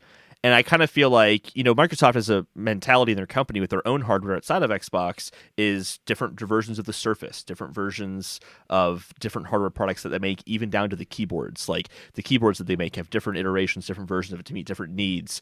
And Phil Spencer's kind of intention of reaching as many people as possible. It seems to align they would do that, but does that mean there's going to be a less expensive version? Or they're going to say, hey, here's the Xbox Series Y, and we're going to move Series X down a peg, and that's going to be the more affordable one, and kind of treat it like phones usually do, or how Apple treats phones, where last year's iPhone is being brought down $100, and the new one's at the same price point. Like, if they kind of handle it that way, like, I don't know. I'm very curious going forward into this. On the Agile with price, though, the reason I'm starting to think that the Series X might be at least on par with the Series PS5 or less expensive, the areas where PS5 beats the Series X is where there's more proprietary technology with more research and development and more costs they would have to make up. The cell architecture for the PS3 was about as powerful in terms of third-party support, what it could handle, as an Xbox 360. I don't know the actual teraflop numbers, but they were in the same ballpark roughly. Right. It was, but because there's so much research and development that went into that processor, it cost them so much more to manufacture that box. And I feel like with this super advanced SSD that they have and all the research and development they put into it, I feel like they might run into a higher cost because of it. Whereas, Microsoft is also using an NVMe drive, but it seems to be more of an off-the-shelf one considering the speeds that it's hitting. And all the components they have in their box aren't these obviously they're custom tailored to an extent, sure, but not to the degree that this SSD in the PS5 is. I think they might be pretty close in price. If not, Xbox Series X is going to be cheaper. And considering how much talk Phil Spencer has put on about, first of all, in this case, being agile on price, and also saying he's not going to be beat on power and price again, and we really don't know if there's going to be a second box or not, I think there's a chance Series X could be more powerful and a better value proposition than the PS5. In terms of hardware capabilities, games is a totally different part of that conversation. Yeah. Do you think... Last question for this, and we'll move on. Do you think there's a chance that Xbox is waiting for PlayStation to announce a price so that they can decide, can we come in lower than that with one console? Or are we the same price or more expensive, and do we bring it? Are they deciding to launch a second console based on where they stack up against PS5 price? That'd be really tough, because it's I could see them saying, let's say, just assuming that the box does exist, Series S does exist. I think it would be tough for them to say, we put all this research and development into this console as a second plan B. Yeah. And if we don't need it, just scrap all that. I don't know, all the design not necessarily work, scrap, but launch later. But maybe push it back. Months down the road. Okay, yeah. I would say push back. It wouldn't be a good one, yeah. Because it'd be more, I think it'd be easier just marketing-wise to put a lot of effort behind one box than it would be behind two. Right. Especially when PlayStation's presumably they're just releasing one box. There's been some rumors about a PS5 Pro launching at the same time, but I don't really think there's a lot of weight there. I don't know. I do think that there's a game of chicken going on right now, though. If for we sure, 100% talk first. Yep. Yeah.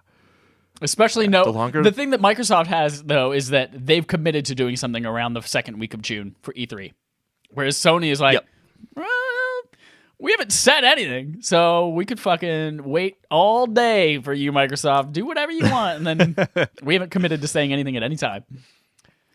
Yeah, I'm still worried. I'm starting to get really worried about Sony. The longer they wait, the more I'm like, oh, just say something. Say something. I'm not concerned, but I'm so curious how all of coronavirus and all of these delays and everyone working from home and all these events getting canceled. How does that fuck with the PR schedule they were going to do for both of these consoles, both these companies? Yeah. Are there events that they were going to do that now they're not going to do? How is that shifting everything? The hundreds of events that they were going to do. The hundreds of consumer events across the globe. Yeah. The marketing of all of this has got to be crazy right now. I've thought about that, and I think there's definitely a lot of credence to that, because obviously if you're planning to be at GDC or something like that with a certain event, the other part of it, though, is that a lot of the marketing is just the timing of when you announce certain pieces of information. And they probably know what that roadmap looks like, regardless of what event, if they can do it or not. They knew that, like, at whatever event coming up, they would say that, here's the DualShock 5. And then the next event, they would say, here's the box. And the next event, I feel like they would know what that, information drip was going to be throughout the year. And also Microsoft is still announcing things. Like, their plans have been interfered, but they're still have found ways to continue with their messaging by doing this unlocked interview with Ryan McCaffrey, which was probably going to happen anyway, but they decided, hey, let's just do it over Skype instead. Like, I feel like Sony, if anything, just probably didn't want to say anything yet, regardless of if there were events or not. And they were like, thank God everything got canceled, so we don't have to say, we're bowing out of this, we're bowing out of that. We're like, oh, thank God. We have some room to breathe now. We don't have to make up an excuse as to why we're not going to the party. Yeah, because they've said that so many times now. Yep. Let's move on. Talk about Sony. Yeah. Sony Quest Log. Starting out with a hard hitter. Last of Us Part 2 and Iron Man VR have been delayed indefinitely, says Matthew Olson at US Gamer. It definitely does not mean like they're never coming out, but we just don't have a release date for them. From a tweet from PlayStation, we have, quote, update, SIE has made the difficult decision to delay the launch of The Last of Us Part 2 and Marvel's Iron Man VR until further notice. Logistically, the global crisis is preventing us from providing the launch experience our players deserve. As a follow-up, Naughty Dog made their own statement. He said, quote, the good news is we're nearly done with development of The Last of Us 2. We are in the midst of fixing our final bugs. Due to logistics beyond our control, we couldn't launch The Last of Us Part 2 to our satisfaction. We want to make sure everyone gets to play The Last of Us Part 2 around the same time, ensuring that we're doing everything possible to preserve the best experience for everyone. This meant delaying the game until such a time where we can solve these logistic issues. Oh, that hurts me. Both of these were coming out in May, and they were the only games I was looking forward to playing in May. But it's the right thing to do. It's the right thing. It's all about shipping. It's the physical copies. How do we print enough discs? How do we ship them? How do we make sure they're going to get there on time? How do we distribute them once all of these closed down shops, are they going to be open again? Which is a headache and a half. Square is dealing with it in their own way, saying, hey, just everyone in Australia, we're just going to ship it now, and hopefully it gets to you. You'll probably get it early. But it looks like Sony's like, no, The Last of Us 2 is going to be a big, giant tentpole release for this year, for gaming in general. It's going to be a huge conversation. We want everyone to play it at the same time. We want to make sure that happens. We want to make sure we have control over that happening. So, Holden, what are your thoughts? Knowing you were already going to wait 2 weeks to play it anyway. I mean, regardless of when it comes out, I'm waiting. Oh, we decided 3 weeks because of E3 was in the way. And now that I've said 3 weeks, I can't be like, well, E3's not happening, so 2 weeks now. Like, I'm just going to stick to 3 weeks. I honestly don't know what to make of this. I'm really confused because it seems like the part that's the problem here isn't the software. As they said, the development's basically done at this point. But the manufacturing side is, and I don't know where they're manufacturing the discs, if those areas aren't as improved as the areas in China where they're already manufacturing at Foxconn again. I'm confused as to why this is happening this way. Yeah, because you're right, because like Final Fantasy VII is still going through with their plans, but I think it's because they had such short notice, they couldn't necessarily just like halt the brakes on Final Fantasy VII and say like, we can't release it anymore because of all these logistical issues. Like, things are already set in motion. But I guess like this is kind of the first time. It's not the first time it's happened, but it's the first time we're hearing this from Sony, and it's the first time that a game's been so far out that we're hearing this about. Usually the games we're hearing this about are coming out relatively soon, and like the next, I guess it is like a month and a half away now. Well, it was the 29th, so it's a month and a half. That's like 2 weeks, months. Something like that. Yeah. Iron Man VR, though, was supposed to be like May 4th or something like that. It was like early May. Yeah. I don't know. I'm really confused, but I don't really know. I don't have an opinion because like I don't know what to make of it. I'm anticipating that a lot of this is just because the story is very important to this game, and they don't want it to like release in Australia first. All these videos of the final scene of the game are released where like Joel dies, and then like Joel, like all these like video clips of Joel dying, or not that that's actually going to happen. I have no idea, but it's just like a Snape killed Dumbledore kind of Who thing. Do you know? Like, gets spread all over. Gets sort of the internet. Like, I guess that's a big concern of theirs, but I don't know. I'm really surprised, and I guess the whole thing of providing the launch experience that our players deserve, and there's a big push now for them to release it digitally, and I think that would have been a smarter move. Like, hey, we're just going to release this digitally. We can pre-download it in advance, so even though it's going to take longer to download because we're slowing down the networks on the PSN, you can still download it, a week ahead of time, so it shouldn't take you a week to download this game. And digital games are sold about in an equal measure to physical copies that I feel like people would just switch to the digital version for this kind of game. That I'm confused. I get the confused. idea that like why not just release it digitally first and then hopefully this. But I feel like you can't alienate a portion of your audience that no matter what they have to rely on physical for some reason, whether it's download speeds or data caps or whatever it is, or just the comfort of having something physical. You can't cheat them out of. You can't say you're less important than our digital customers and they're going to get it day one and who the fuck knows when you're going to get it. People who bought collector's editions and all that, the Ellie statues and the backpacks and all that kind of shit. Like, I feel like you can't shaft them just because you want the game out the day that it was supposed to come out, the second day that it was supposed to come out. It's a tough, interesting thing, but I totally get it, especially with such a story-focused game like this. Like, you want a global release. You want it all at the same time. You want to control the narrative around this game.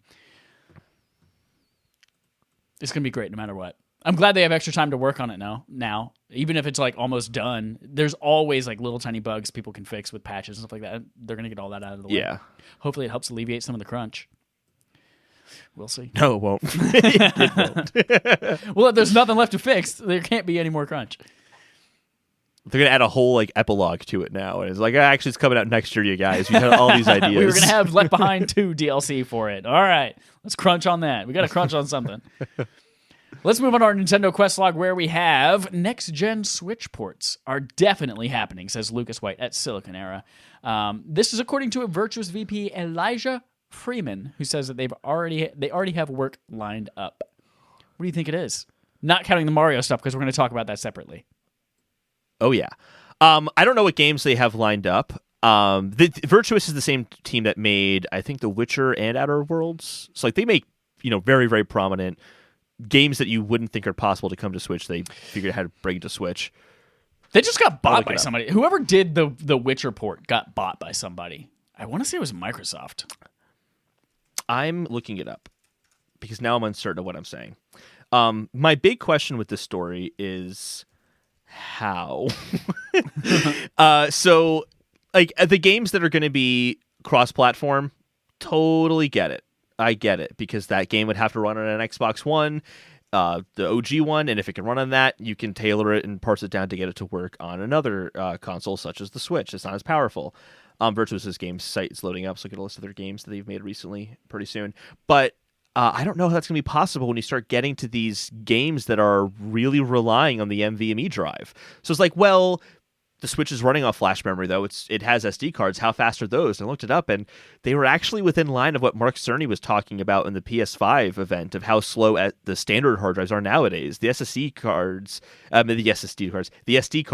are about 65 to 90 megabits per second, which is in that range of the 50 to 100 megabits per second that Mark Cerny was saying is the case with current gen consoles, right. Xbox One and PS4. So like they couldn't scale that kind of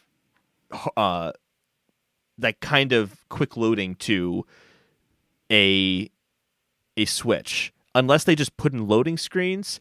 But and this is one of the things where we don't really know what next-gen games are going to be like yet. We don't know exactly how these hard drives are going to change how games are made. But based on the way that Mark Cerny was talking about it, like game worlds will be made differently because they don't have to worry about some of these considerations that we have to consider nowadays.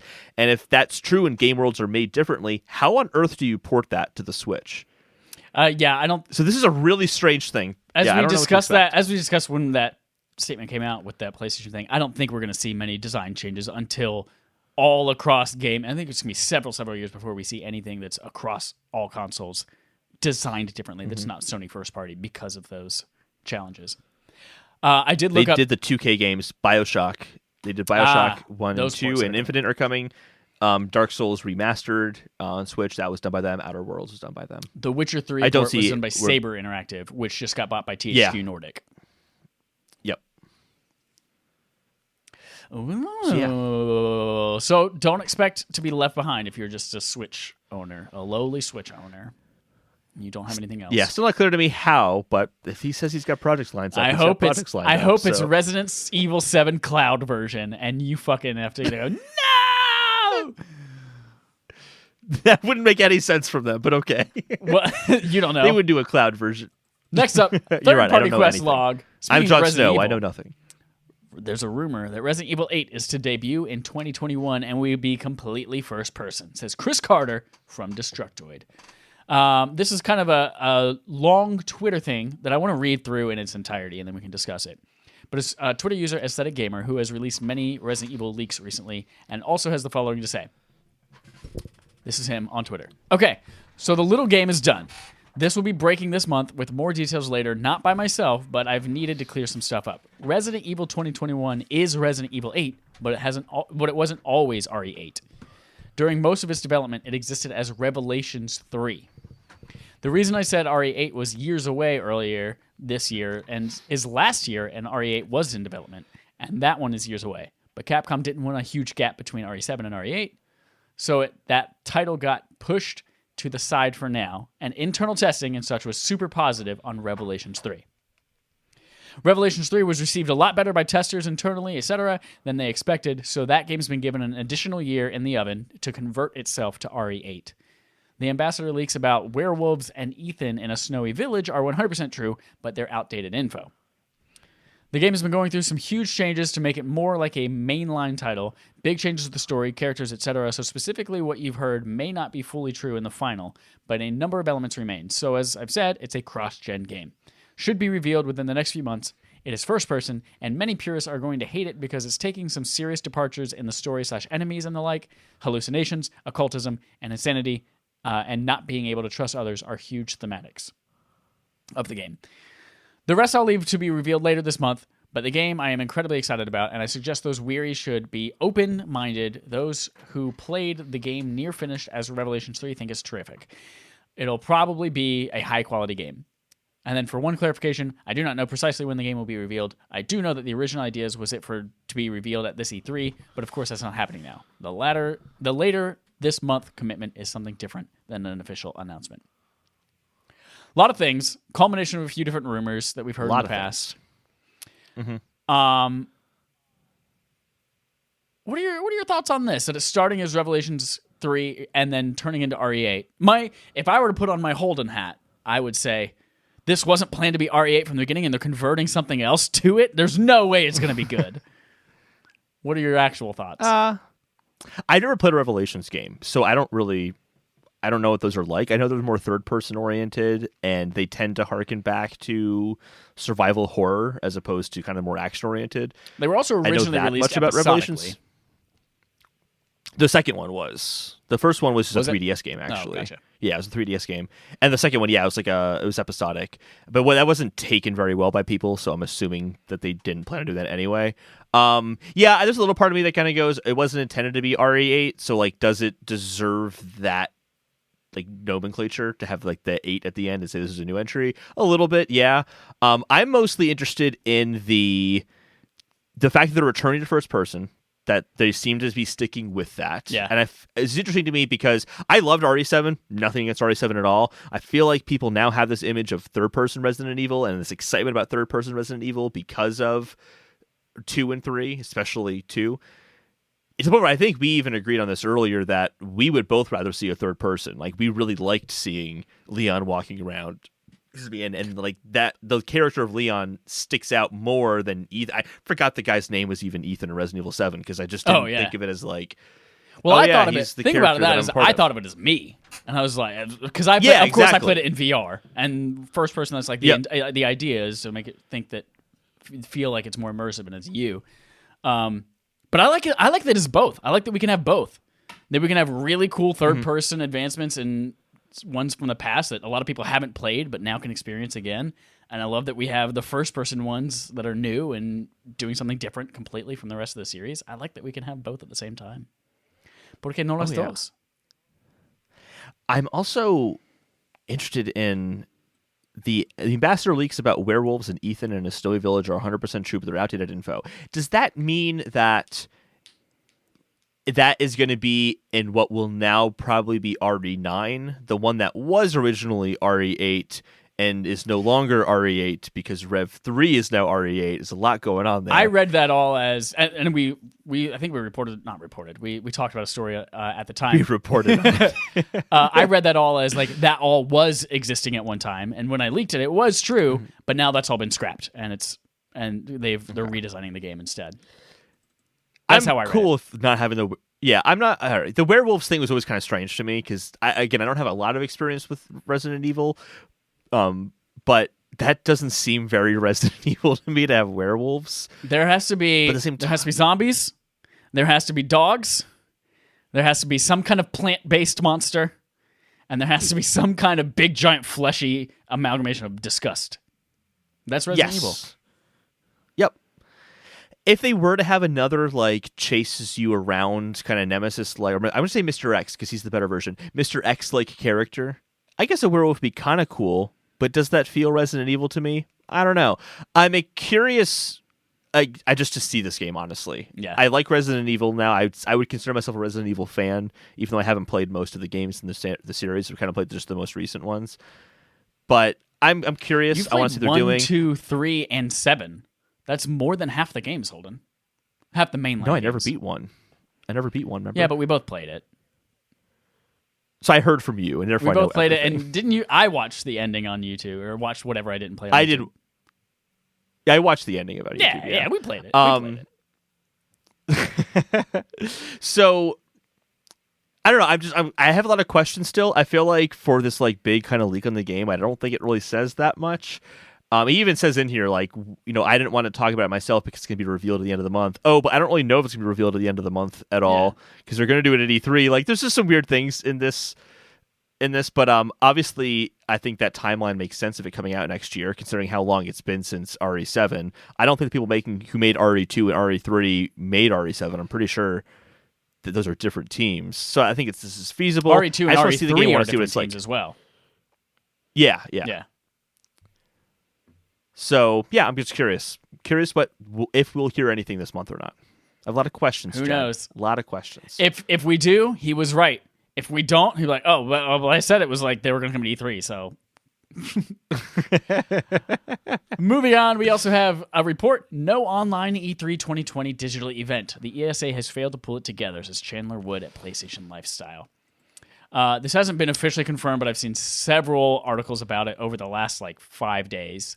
A lot of them are from several days ago, and they're like, we expect it to be out probably by tomorrow morning. And then tomorrow morning comes, and nope, that's several days later. It's like, they're really trying to hold off on telling this. But yeah, again, it's not officially announced yet, but you'll probably see it in the next couple of days, even probably before this posts, which is sad.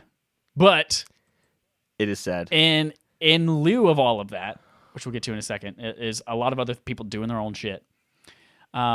The E3 2020 virtual event pitch reportedly was rejected by publishers, says Dominicon at PlayStation Lifestyle. So E3 wanted to pitch something for the digital event, including working with Andrea Renee, Matt Plus Low Creative, Twitch, IGN, and Mixer, but that was rejected by a bunch of places like IGN. And then, what stands out is that IGN, who's been with ESA a long time doing all sorts of events there, and they essentially told E3, we don't need you. And they started their own thing. So coming up this summer... This is the big news here. Yeah. So starting this summer, IGN has its own Summer of Gaming thing, and it's not just a few days in June. It's going to be all summer, and they're partnering with Square Enix and Sega and Bandai Namco and Amazon and Google Stadia, Twitter, Devolver Digital, THQ, Nordic, and others in a digital event. That's gonna take a huge hit for the ESA. And on the heels of that, ESA also just announced a reimagined E3 experience for next year, dated June 15th through the 17th. And then an update for Bethesda. They will not be doing anything digital with anybody as a replacement for its E3 show, says Joe Screbbles on IGN. I have never been on that train of E3 is doomed and E3 won't exist in a few years, and that's changed. I feel like this is a really bad thing for E3 as an event. I think, this is going to be a big hit for E3. Big hit in a bad way. And then it's going to be a big hit in a good way for IGN, obviously. I'm kind of concerned that IGN has what seems to be exclusive partnerships with all these publishers. What about GameSpot? What about DualShockers? What about all these other sites out there that would normally go to E3, be able to report on all this stuff, and now they're just like, everybody go look at IGN's site. We get all of our shit from IGN now. I kind of hate that a little bit.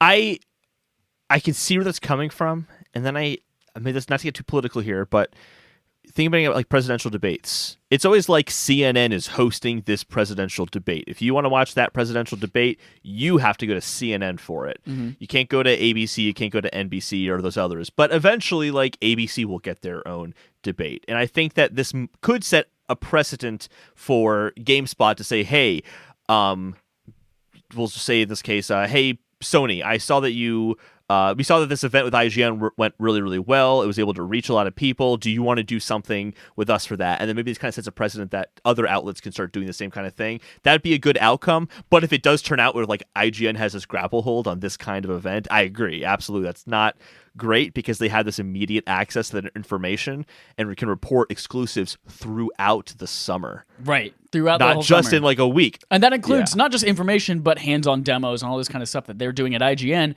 that the GameSpot people don't get to get hands-on. We don't. If I really want to hear what somebody over at GameSpot says about so-and-so game, I just have to listen to them report about what IGN said. And I was like, that kind of sucks. And that hurts the consumer because one of the great things about E3 as an event or that kind of style of event is IGN gets to interview that developer and ask their questions and get their insights on the game. GameStop, Dave, I did it too. See? GameSpot gets to do it. Destructoid, like Kotaku, all of them get to go out, ask their own questions because that's the beauty of having multiple choices is that you get multiple perspectives, multiple insights.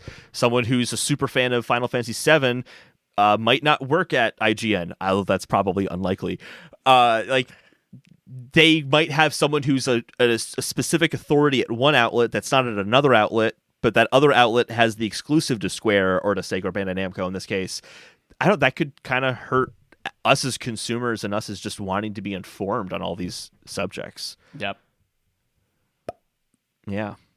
Still cool that there's something going to happen in lieu of E3 though. That's what I do like nice as well. here. There's normally E3 blowout for like 2 weeks. Well, like 3 weeks because like there's the week leading up where everything leaks. But then there's like nothing for like 5 to 6 weeks after that. This will be kind of like spacing all that out over the summer, which would be nice. Very nice. Final thing on our third party thing. press hog. Go Holden before we get to that. Go. One more thing. I had this like I never mentioned this in the podcast. So I always had this thought of like, oh, we haven't seen Starfield yet from Bethesda. Maybe that's just because it's going to be a launch or very close to launch title on next gen consoles, and that's why they can't talk about it because it's going to be on those consoles. I guess not because they would have been talking about it this year at a probably an E3 style event. Yep. So, yeah. Last story. They haven't talked much anyway lately at E3. Go ahead, sorry. Sources say, despite huge sales, Borderlands 3 developers are getting stiffed on bonuses, says Jason Schreier at Kotaku, so you know it's true. So Gearbox, who develops Borderlands, has a unique profit-sharing model where instead of they don't pay their employees at like an industry standard rate. They pay them below that, but what they do allow them to do is profit share. So 40% of the profit gets divided among the actual employees themselves. 60% gets taken in by the company, and they get to share the profit from the game, which is kind of cool. And that's really, really great for when you have giant games like Borderlands 2. But after a couple of releases like Alien Colonial Marines and Battleborn, they did not get a ton of money from those as part of it.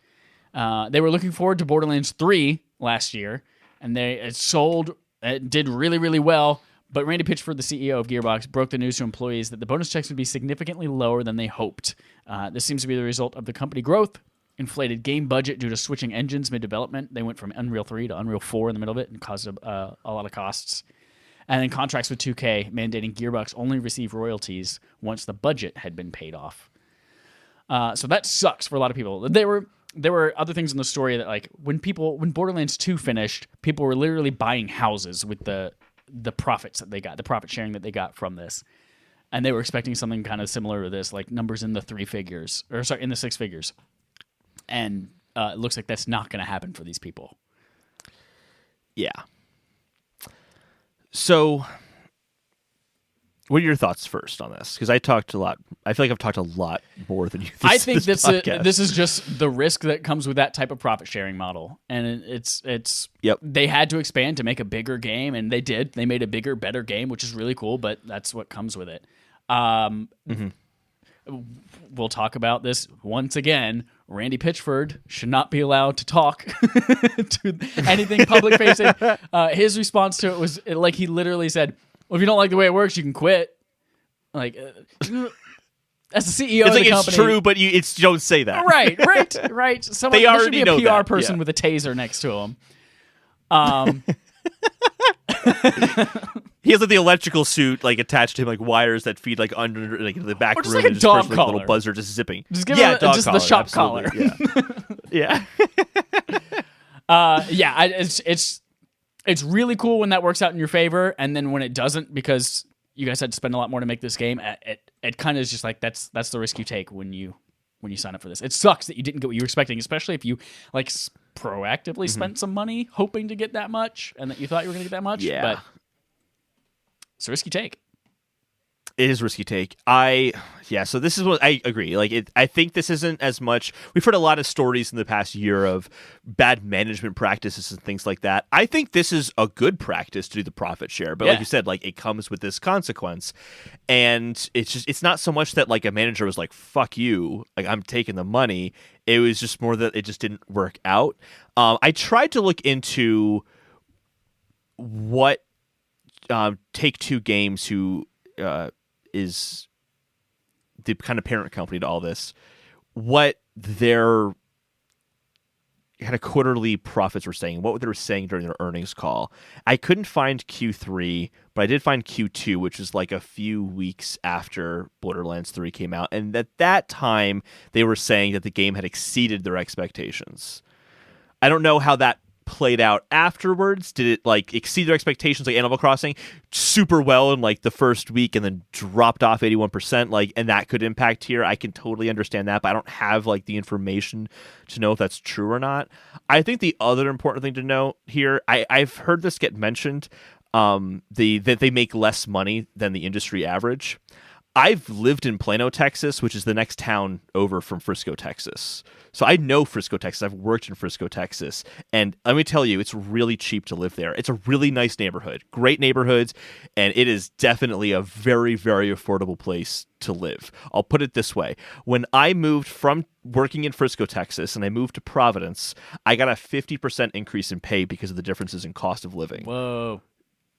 Yeah, so like when they're making less than industry average, I don't actually see that as a bad thing. That's probably just them accounting for that market, as opposed to where a lot of other companies are, like Santa Monica and being in California, where you have to pay your employees a lot more. So I think these people are doing fine, but it definitely sucks that this happened to them. I'm not saying that it doesn't suck at all. Another part of the story that I want to like caveat is it's in the article. I didn't put it in the note. I'm sorry. That Randy Pitchford got a $12 million bonus at the start of Borderlands 3. But that came from the 60%, not the 40% that's supposed to go to employees, which makes it a little bit better. I just consider that another thing with just CEOs and retaining CEOs, because it's really hard to find people who have that kind of work ethic and can get results in an industry that's hard to get results from because it's so subjective. So like, I think people might look at that and say like, oh, those dirty CEOs who make so much money. And I'm like, this is a different industry and it just works a little bit differently, and you have to retain these people. It doesn't suck like that he got $12 million. It's like when Robert Downey Jr. gets paid like an extra $40 million to be in Avengers Endgame over everybody else, because like, you got to keep Robert Downey Jr. around. Exactly. So there's one more thing as well. That's what it is. This reminds me of last year when Activision announced record profits and also laid off 800 employees. Yes. Like, oh my God, we're doing so well. Bye, everybody. Yeah, and in that case, it's like they did do really well, and like Borderlands 3 had record sales for the franchise, but they thought they were going to do better than that.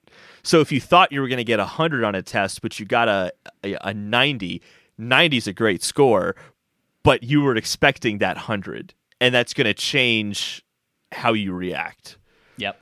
So it's just one of those things where life can be shitty sometimes. Yep. That sounded so heartless for me to say. It does. Don't say that to these poor people. Not poor people. Moving on. They're great people, and they live in affordable areas. They're great people. Here we go. Yeah. Moving on. Before we get to our main quest, I want to tell you about Affable Idiots. Affable Idiots is the new brand under which all of this lives. Respawning Fire, and also with you, and more to come.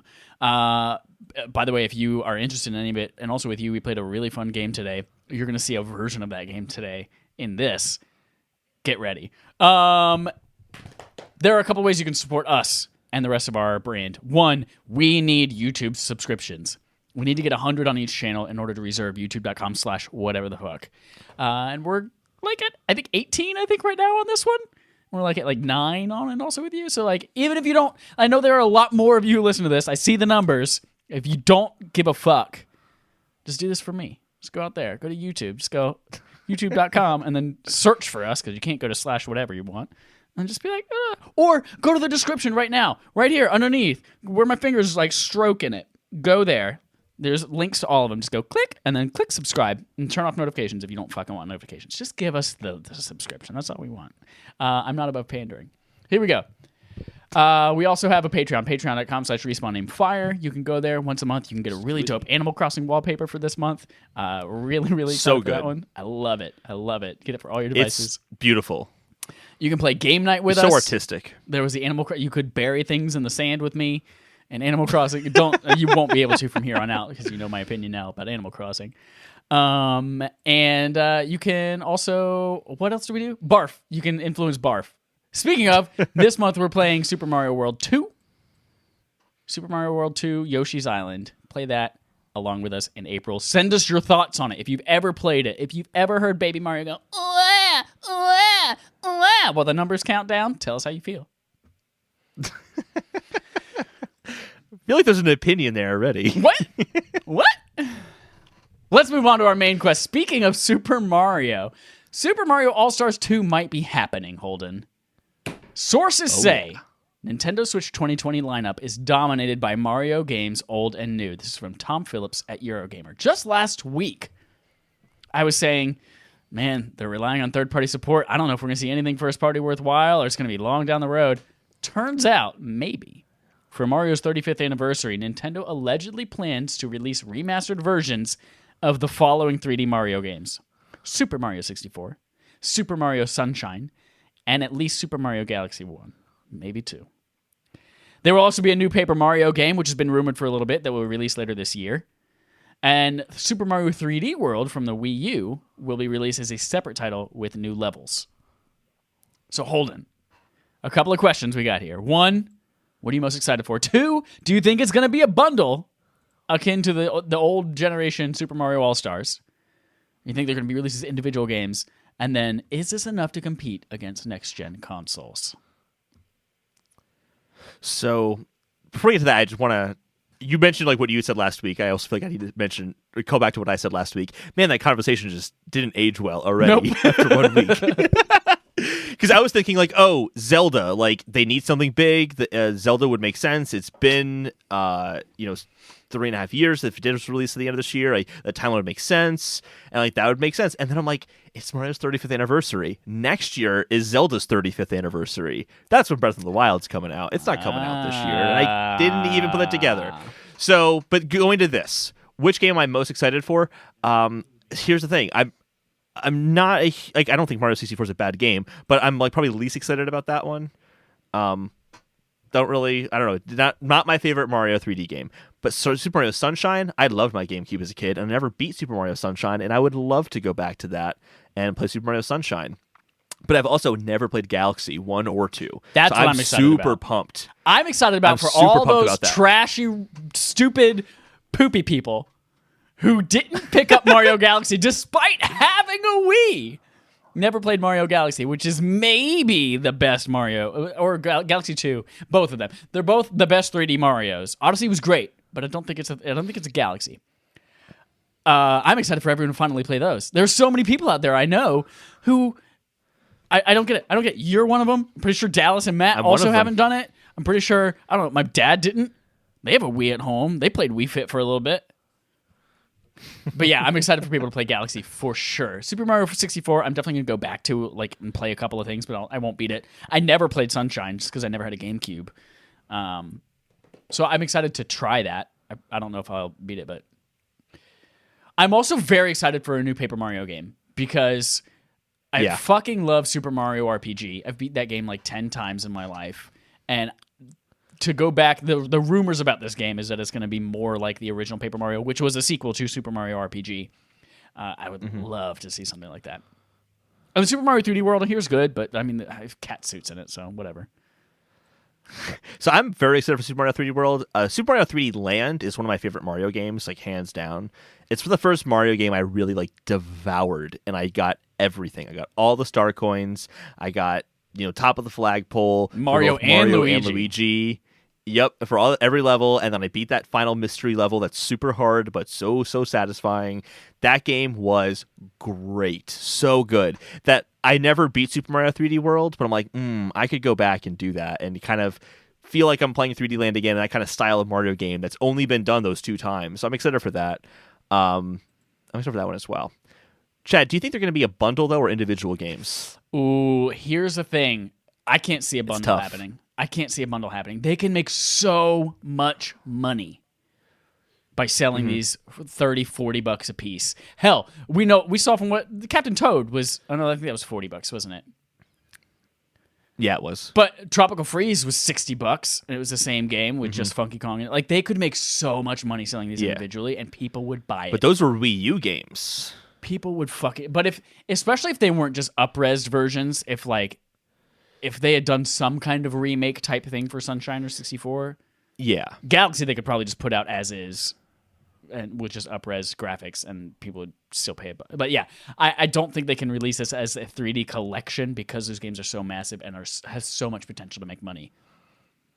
I feel like So there's been a few speculation of what kind of remaster / remake it's going to be. Is it going to be if it is the Mario Odyssey engine, but it's actually Super Mario 64 and Sunshine and Galaxy? No way is that going to be great, but no way is that a bundle. No fucking way. But then there's also Super Mario All-Stars 1, which is a bunch of the 2D Mario games, except for Super Mario World, I believe. And that they did have the 16-bit graphics, and they did improve every single one of those games. But that's 2D. That's easier to do. If these games were just because take Super Mario 64 for example, that's a 4x3 square game. Yeah, this would make it widescreen for the first time. Yeah. If it's just that, and it's still just Super Mario 64, exact same graphics, it's just widescreen now. Okay. Maybe it'll be in a bundle. But like you said, they stand to make so much money by having these as separate releases, trickling them out throughout the year, building up that Mario, really making a big thing. If they did one a month for the whole last half of the year, fuck yeah, they could make 64, Sunshine, Galaxy, Paper Mario 3D World. That's 5 games right there, leading up to from June to November. Yep, and considering it's a practice Nintendo wanted to have with the Switch is every month there is a new exclusive Switch game at least. They want to celebrate 35th anniversary Mario. That makes so much sense. But I can see them saying, here's the individual titles for $30 bucks a piece or whatever. But then if you want to buy them in a bundle, it's $120. I can see them doing that because you can buy bundled games on the Switch eShop. They've done that before. And you can do Pokemon X and Y, or not, Sword and Shield. They had the $120 pack for them. You could buy both together. Exactly. I can see them doing that, and they might call that the All-Star Pack or something along those lines. But I agree with you. There's no way that they're going to release all those games for $60. Yep. They could charge $60 for each of those games, and people would still buy it. Yeah. Easy. Super Mario 3D World, though, here's the thing with that game. First of all, the rumor is saying it's going to be separate anyway. Yeah. So despite those other games, and it's going to have added levels, so it's going to be $60. Yeah, it'll be the deluxe version of the game. That game is also the intention with that game was making a multiplayer 3D Mario game. And that sounds ripe for some here's how the Joy-Cons work with this game. And they can really treat that as its own separate Switch version where they really tailor it more to the console, whereas the other games are really just going to be the same experience on Switch. So yeah, I think we're in agreement. It's most likely individual games. Here's the thing, and you have played Galaxy, I haven't, so I'm asking you this. How important is motion controls in Super Mario Galaxy? How would they translate It's that nothing to you handheld? can't map to a button. Okay. It's nothing you can't map to a button or a shake of a Joy-Con. Okay. All right. The other thing, and I remember, this isn't anything like official or anything like that, but I remember in I can't remember what video it was. There's a retrospective on Super Mario 3D Land, and they were talking about what their intentions were with making 3D Land on the 3DS. And one of them was, well, you can't just... They tried like putting Mario Galaxy levels on the 3DS apparently, but the problem was that Mario is so small compared to everything else that it was really hard to see him on that screen. And on 3D Land, they really had to fix the camera to very specific angles so that you could always see Mario clearly, always see the jump properly. And I feel like, would they have to make considerations for that on the Switch? Even though it's not as small as a 3DS screen, that could be a concern if like he's too small on the screen and you're having to worry about these like gravity involved jumps where you're swinging around a planet. Like, how's that going to translate? I'm very curious. I think part of what was probably so difficult about making it that small on that screen is the lower resolution of that screen. And having someone really that small point. with such he's a couple of pixels, and it's like, how do you identify that as Mario?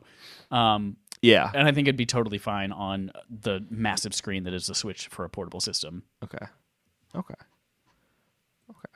Bow, bow, bow, bow, bow, bow. God, Galaxy's soundtrack is also so good. I'm excited to play Galaxy if this is true. I think it's true. So many people are talking about this. Every outlet, I feel like a lot of outlets haven't just said it. They've also confirmed, like our sources can also confirm they've heard this as well. There's just no way this isn't true. Oh, there's something too, is I said that they'll probably do like an event because they're going to direct and all that kind of stuff. I feel like if this is true and it's in the back half of the year, they could totally just wait for E3 and be like, boom, here's all the Mario games. And it comes out like in 2 months. They could totally do that with this. Is this enough to compete against the next generation consoles, Chad? I don't think... I think this is enough for Nintendo to make money this fall. 100%. 100%. That's all they need. I don't think they need to sell a crazy amount of Switches. I mean, obviously they want to, and obviously it'd be great. But I don't think they need to go into this fall saying we need to outsell Xbox and PS5 with Switch numbers. This is going to be plenty enough for them to be profitable and make gangbusters. Well, plus, because Sony and Microsoft aren't really the competitors for Nintendo. Everyone knows that's really Google and Amazon. Everyone knows that. Come on. Duh. Everyone knows and that. now Zoom. So here's the thing now, is that the 35th anniversary of Zelda is next year. People have been wanting Wind Waker. They've been wanting Twilight Princess. They've been wanting Skyward Sword on the Switch, as well as the 2D Zelda games that haven't come out yet. Like, ooh boy, like total speculation on my part, but like in wishful thinking, but ooh boy, wouldn't that be great to get like this kind of treatment for Zelda games? Oh man. Oh dude. So good. You've already played all of those so many times though. You haven't played a lot of these Mario games. I haven't, but I would love to go back to those Zelda games. I love my 3DS because I have all the 2D Zelda games in there. Every single 2D Zelda game besides the DS ones, which I could get. I just don't really care for them that much. I have access to in the 3DS. That's really cool. I would love to have access to all the Zelda games on Switch. That would make it absolutely perfect as a console for me. For you. And for birds. Yeah. Before we move on to Game on Game Show, we have a subscriber interrogative from Dust Equestrian Hill. At Dusty Hill on Twitter says, best video game food? 100% Final Fantasy 15 food. Anything you cook in Final Fantasy 15 looks fucking stellar. That game is It does. I haven't played that game, but I've seen the food. Looks really good, I have to admit. This is an easy one for me. The durian fruit in Breath of the Wild. Here's the thing. You find a bunch of those durian fruits, you cook them individually. Not individually. Do you have to cook them? I can't remember if you have to cook them or not.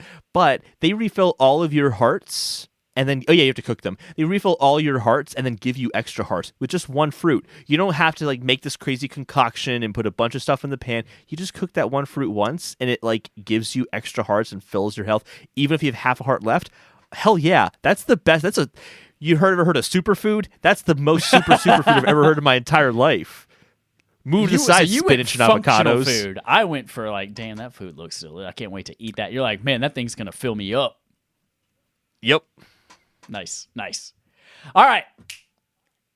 Damn, we are going long on this. Let's try to make this Game On Game Show quick. I don't know if it's going to be able to happen, but welcome to Game On Game Show, the Game On a Gaming Show where we play a game called Game On a Game Show, and a game. Hold and close your eyes. Closing them.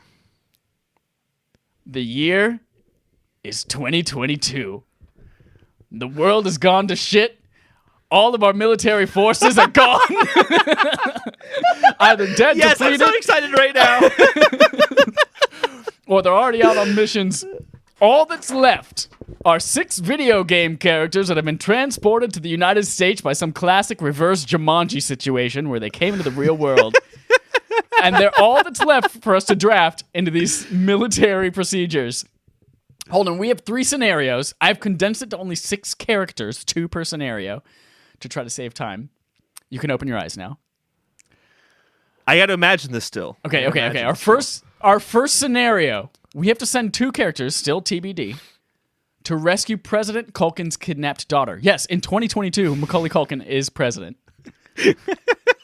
Our second scenario, we have to intercept a coded message and deliver it to the front lines to stop them from walking into a trap. Yes, that is the plot of 1917. And yes, it's happening in 2022. And finally, we have to infiltrate a corrupt Pentagon and take out Hydra. Hydra's real in 2022, and it's taking over the U.S. government. You guys share this note with me, man. You guys share this note with me.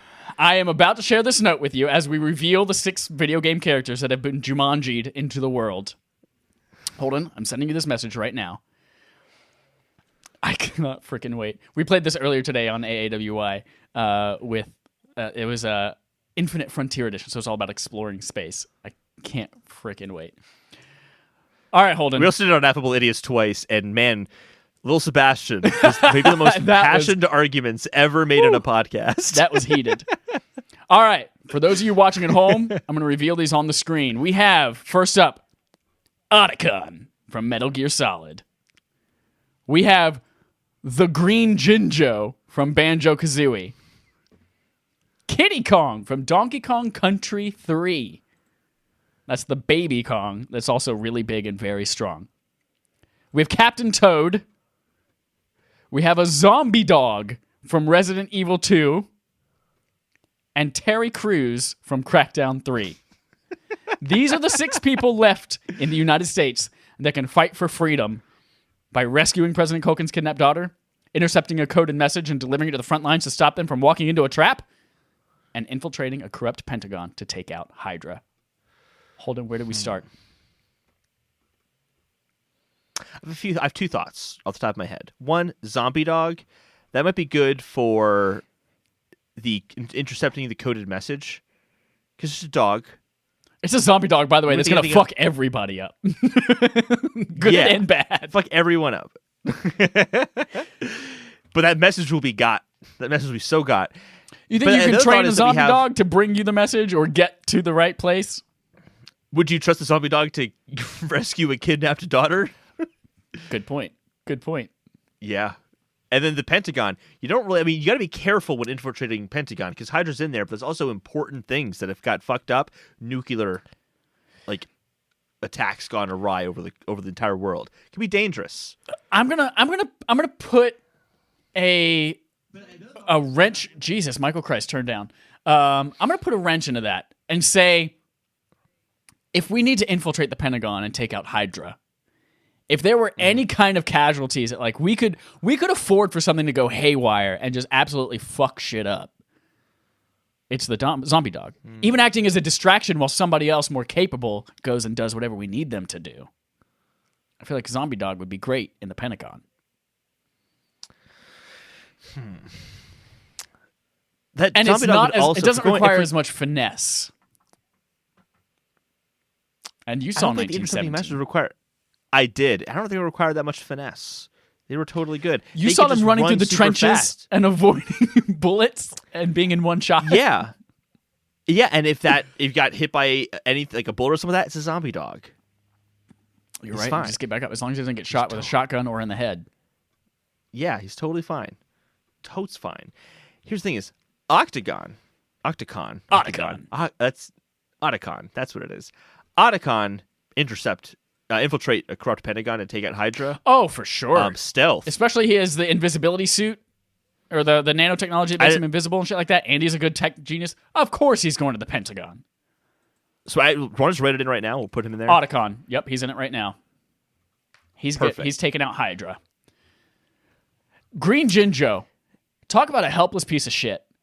They can apparently fly. Yeah, They all come together to make the Jinjonator, which is the most amazing giant Jinjo magical machine. But by itself, it's like, help.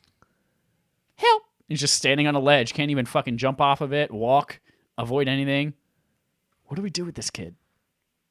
You know what? Otacon has got that Pentagon job done so well. Jinjo, he could just wait outside in the car. That way when Otacon comes out, they can just drive out easily. He's just a getaway driver. Here's what I'm thinking. I'm thinking Jinjo, we trade him. We do a little Sebastian in North Korea kind of thing. Oh, where we trade him for the president's daughter, rescue President Culkin's kidnapped daughter, because he has potential. Listen, we've got one of 5 Jinjos. You put them together, you have the most powerful thing on the world. Also, he's green. It's the color of money. They're probably holding him for ransom. Or her for ransom. Yeah. Yeah? Done. Green Jinjo. Jinjo. Absolutely, yeah. Green Jinjo going for the president's daughter. When pairing up with Otacon, we have to be careful because if he's going stealth, we can't put Terry Crews who's going to just go bananas and you got to be careful. As well as being Zombie Dog can't be there either. Yep. But Captain Toad, I think he can be quiet. You're thinking what I'm thinking. Small, getting to places. He can't jump though. Pentagon, all one level or elevators underground. Exactly. Fuck yeah. Otacon and Captain Toad all right. going to the Pentagon to take out Hydra. So that leaves us with Zombie Dog, Terry Crews from Crackdown 3, and Kitty Kong, the baby Kong that's super strong. That all right. So Zombie Dog's going to go to infiltrate the coded message then. Because it sounds like we both agreed not going to work well for getting the president's daughter. He's definitely not going to do well with the daughter. So Zombie Dog goes, yep.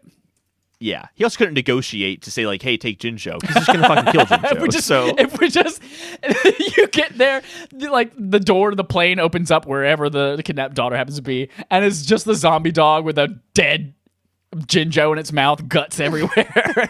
And what the fuck do we do with this? Oh man. Okay. So yeah, we can't have him on that. He's definitely gonna go on the front lines. So then, do we pair up with? We gotta negotiate. We have Kitty Kong, the baby Kong, and we have Terry Crews to rescue the daughter. I feel like this is tough because Terry Crews speaks English at least, or speaks a language. He's not a baby. We can't send a baby and a useless genie. But the baby can. It's by itself. When Dixie Kong gets hit and she runs away, Baby Kong can go towards the end of the goal. If we point him in a direction and we say, "You get there no matter what," he's strong. He's got that Zombie Dog as a meat shield. I'm saying we send Kitty Kong to the front lines to deliver the message. The message is already handwritten. He doesn't have to speak it. Yep. I think we just cracked. Yeah. I think we just cracked this. We did. Honestly, that went so fast. Yeah. I want to bring in the other 3 people and see if we can get them in there too. I don't have 3 other people. Although you said you had another 3 people and you had to parse it down. No, I just decided to do 6 for time's sake. Oh, I see what you mean. Okay. But yeah, that's it for video game special. So to rescue the president, Culkin's kidnapped daughter. We have the Green Jinjo going just to act as a bartering. We're just essentially just gonna give him away, and Terry Crews to intercept a coded message and deliver it to the front lines to stop them from walking into a trap. We have Zombie Dog and Kitty Kong. For Dallas, who says 1917 spoilers. That was literally in the trailer, Dallas. Infiltrate a corrupt Pentagon and take out Hydra. We have Otacon and Captain Toad. We fucking nailed that. We did. That's it for Game on Game Show, and that is it for our podcast today. Thank you, everyone, for listening. A couple of reminders as you go home and listen to your kids scream, or you sit on the toilet and just have a good poo. I want you to go to YouTube.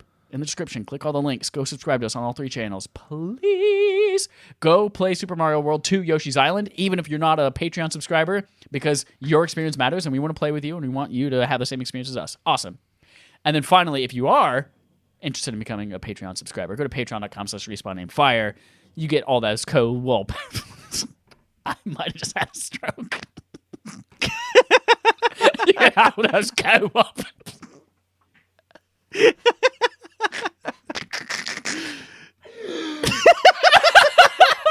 Oh my god, you get those Animal Crossing wallpapers, everybody, and all the previous ones as well, and a bunch of other shit that we already told you about. So please go do that. We love you so much.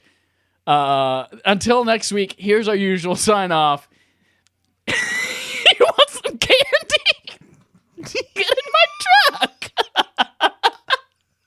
I think the best part of that is your eyes were watering. You're laughing so hard, I can see it so clearly.